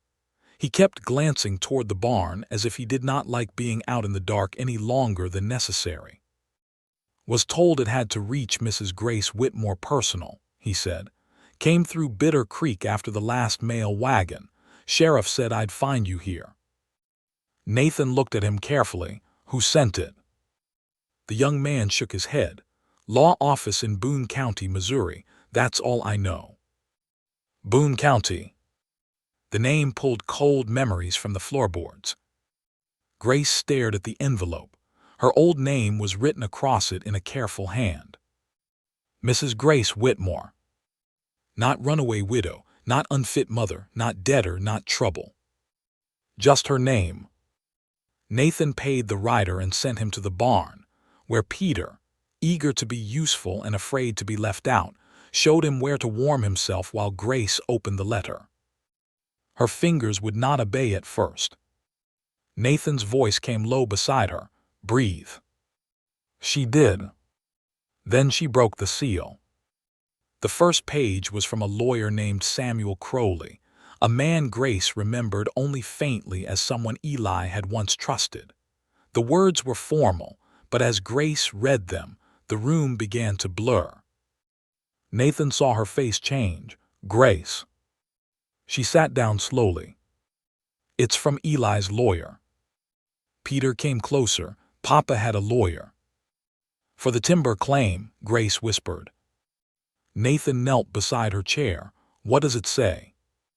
She swallowed and forced herself to read aloud, though her voice shook. "Mrs. Whitmore, it is my duty to inform you that your late husband's timber claim near the Western Rail Spur has been formally recognized as valid property of his estate. By the terms of his filed statement, all interest passes to you as surviving spouse, with Peter and Elsie Whitmore named as future heirs. No authority, claim, or guardianship petition from Mr. Vernon Ashe has legal standing over the estate." Peter's mouth fell open. Elsie blinked. "Does that mean Uncle Vernon can't take us?" Grace let out a sound between a laugh and a sob. "Yes, baby, that is what it means." Nathan closed his eyes briefly. His head bowed as if thanking God without making a show of it. Grace continued reading. "Mr. Ashe is under investigation in Missouri for attempted fraud regarding the same property. His petition for guardianship was never granted.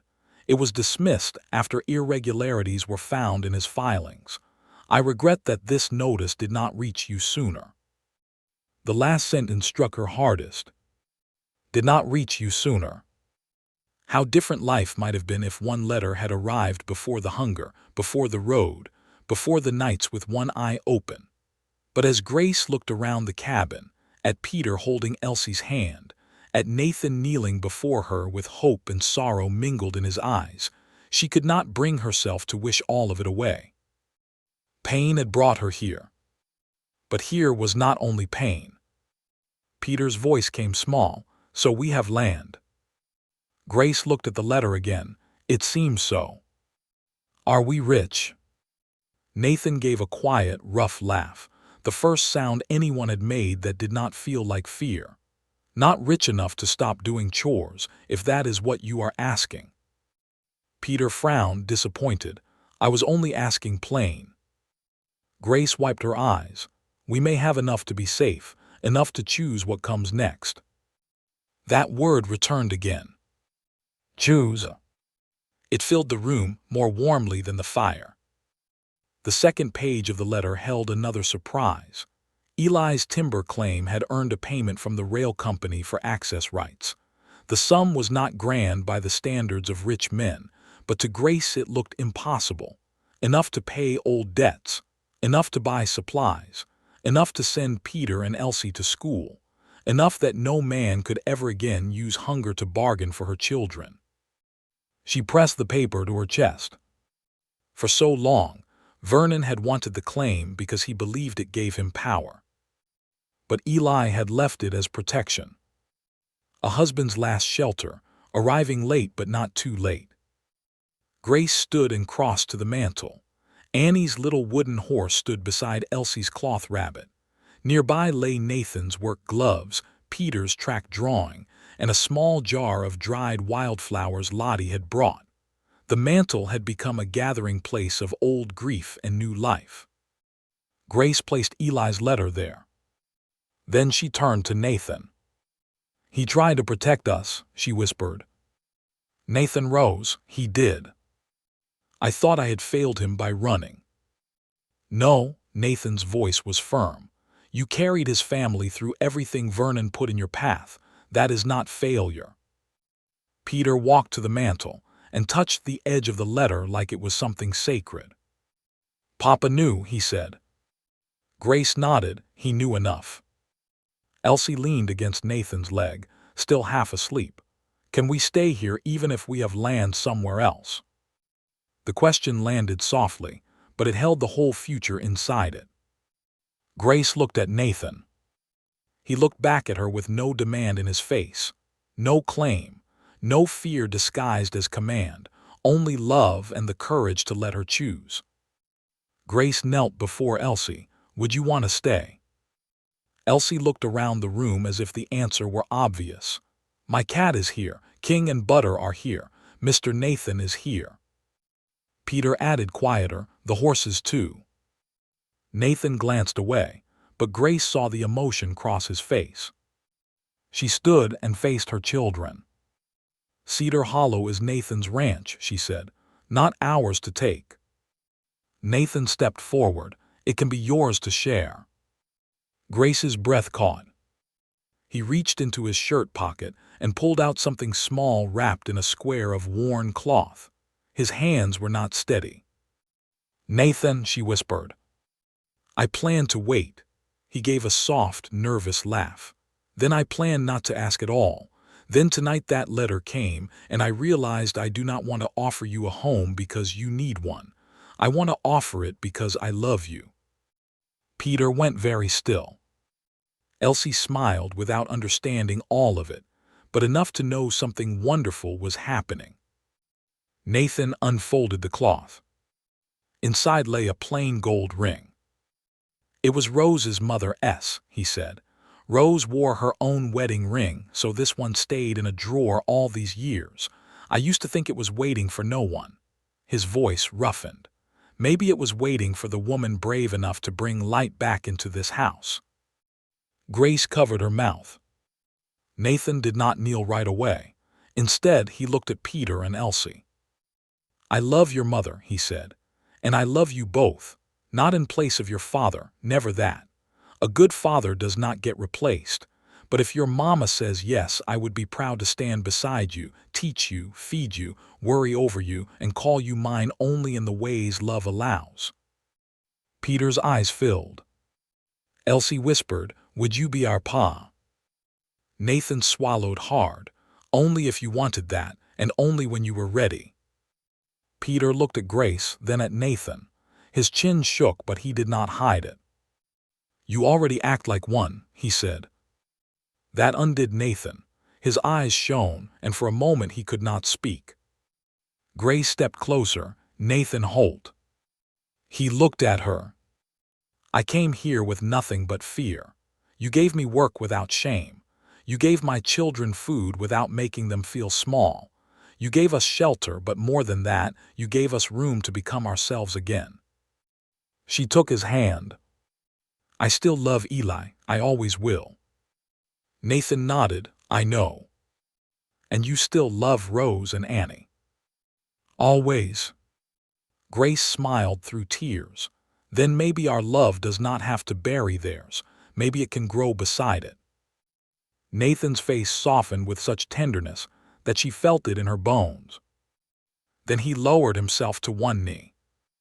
"Grace Whitmore," he said, holding up the ring, Will you marry me and make Cedar Hollow a home with me, not because you have nowhere else to go, but because you choose to stay?" The room blurred. Grace heard Elsie sniffle. Peter whispered, "Say yes, Mama," and then pretended he had not. Grace laughed and cried at the same time. "Yes," she said. "Yes, Nathan, I choose you. I choose this home. I choose us." Nathan slipped the ring onto her finger. It was slightly loose, but warm from his hand. When he stood, he did not pull her into some grand display. He simply held her face in both hands and kissed her gently, with the same careful love he had shown from the beginning. Elsie clapped. Peter wiped his eyes with his sleeve and looked annoyed that anyone might have noticed.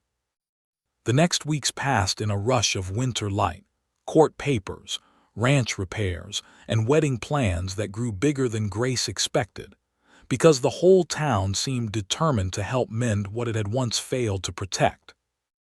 Vernon Ash was taken east under guard after Judge Harland worked with Missouri authorities. Milo Greer's testimony and the documents found in Vernon's trunk made the case too strong for Vernon to smooth over with money. Grace did not see him again before he left. She did not need to. The last power he held over her had ended the moment she stopped believing fear was the only thing keeping her children safe. Silas Rusk came to Cedar Hollow one final time before leaving Bitter Creek to work on a cattle outfit farther south. He stood at the gate with his hat in his hand and told Grace he hoped someday to become the kind of man who could look children in the eye without shame. Grace wished him a better road. That was all. The wedding took place on Christmas Eve, in the same church where Grace had once stood trembling before the town. This time, she walked down the aisle in a soft blue wool dress sewn by Lottie, Abigail, Mrs. Calloway, and 3 other women who argued cheerfully over every stitch. There was no veil, only a small white ribbon Elsie tied into Grace's hair with serious concentration. Peter stood beside Nathan as best man, wearing a coat too large in the shoulders and pride too large for his chest. Elsie scattered dried pine needles and winter berries, because no flowers could be found beneath the snow. Nathan waited at the front in his best black coat, his hair combed, his hands folded in front of him. When Grace stepped into the aisle, he looked at her as if the whole world had grown quiet just to make room for that moment. Reverend Cole spoke of love not as rescue, but as covenant, not as forgetting the dead, but as honoring life, not as shelter given from above, but as 2 wounded hearts deciding to build one roof together. When he asked who gave grace, Peter stepped forward before anyone could explain that widows did not need giving. "My mama gives herself," he said clearly, "but me and Elsie walk with her." A soft sound moved through the church. Grace bent and kissed his forehead. Then she placed her hand in Nathan's. Their vows were simple: to stand, to listen, to protect without owning, to remember without living in the grave, to raise the children in kindness, to keep the lamp burning. When Reverend Cole pronounced them husband and wife, Bitter Creek erupted in applause so loud that Elsie covered her ears and laughed. The celebration filled Cedar Hollow until the cabin seemed almost too small for joy.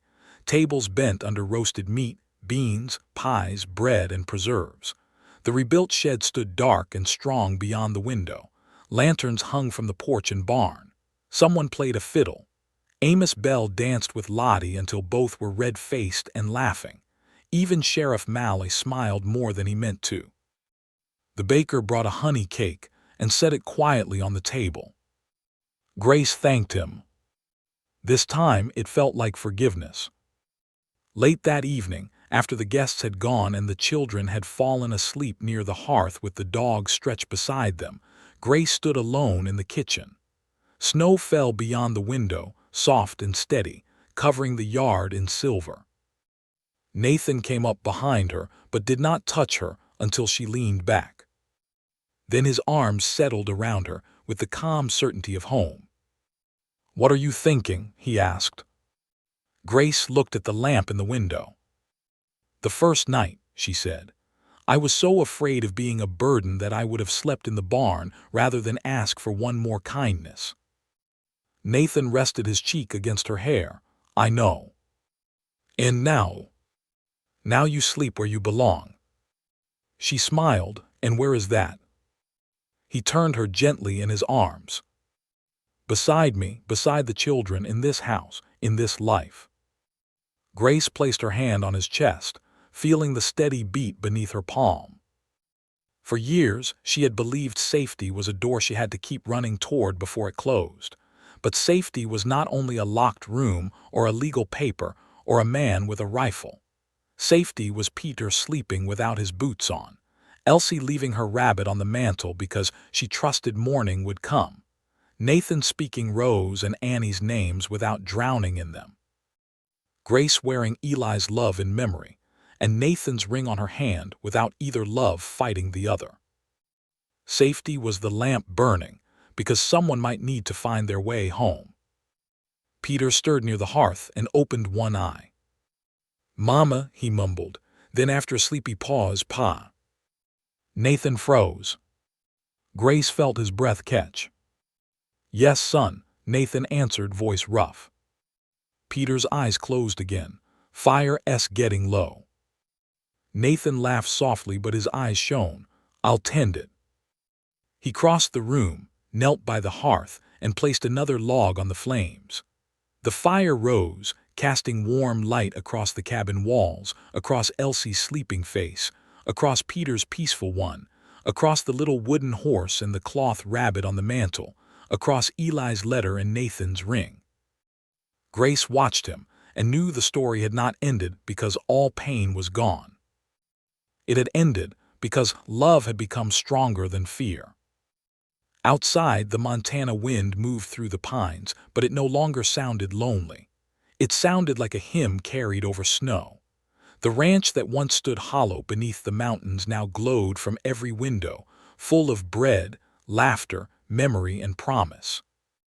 Grace went to Nathan by the fire. He took her hand.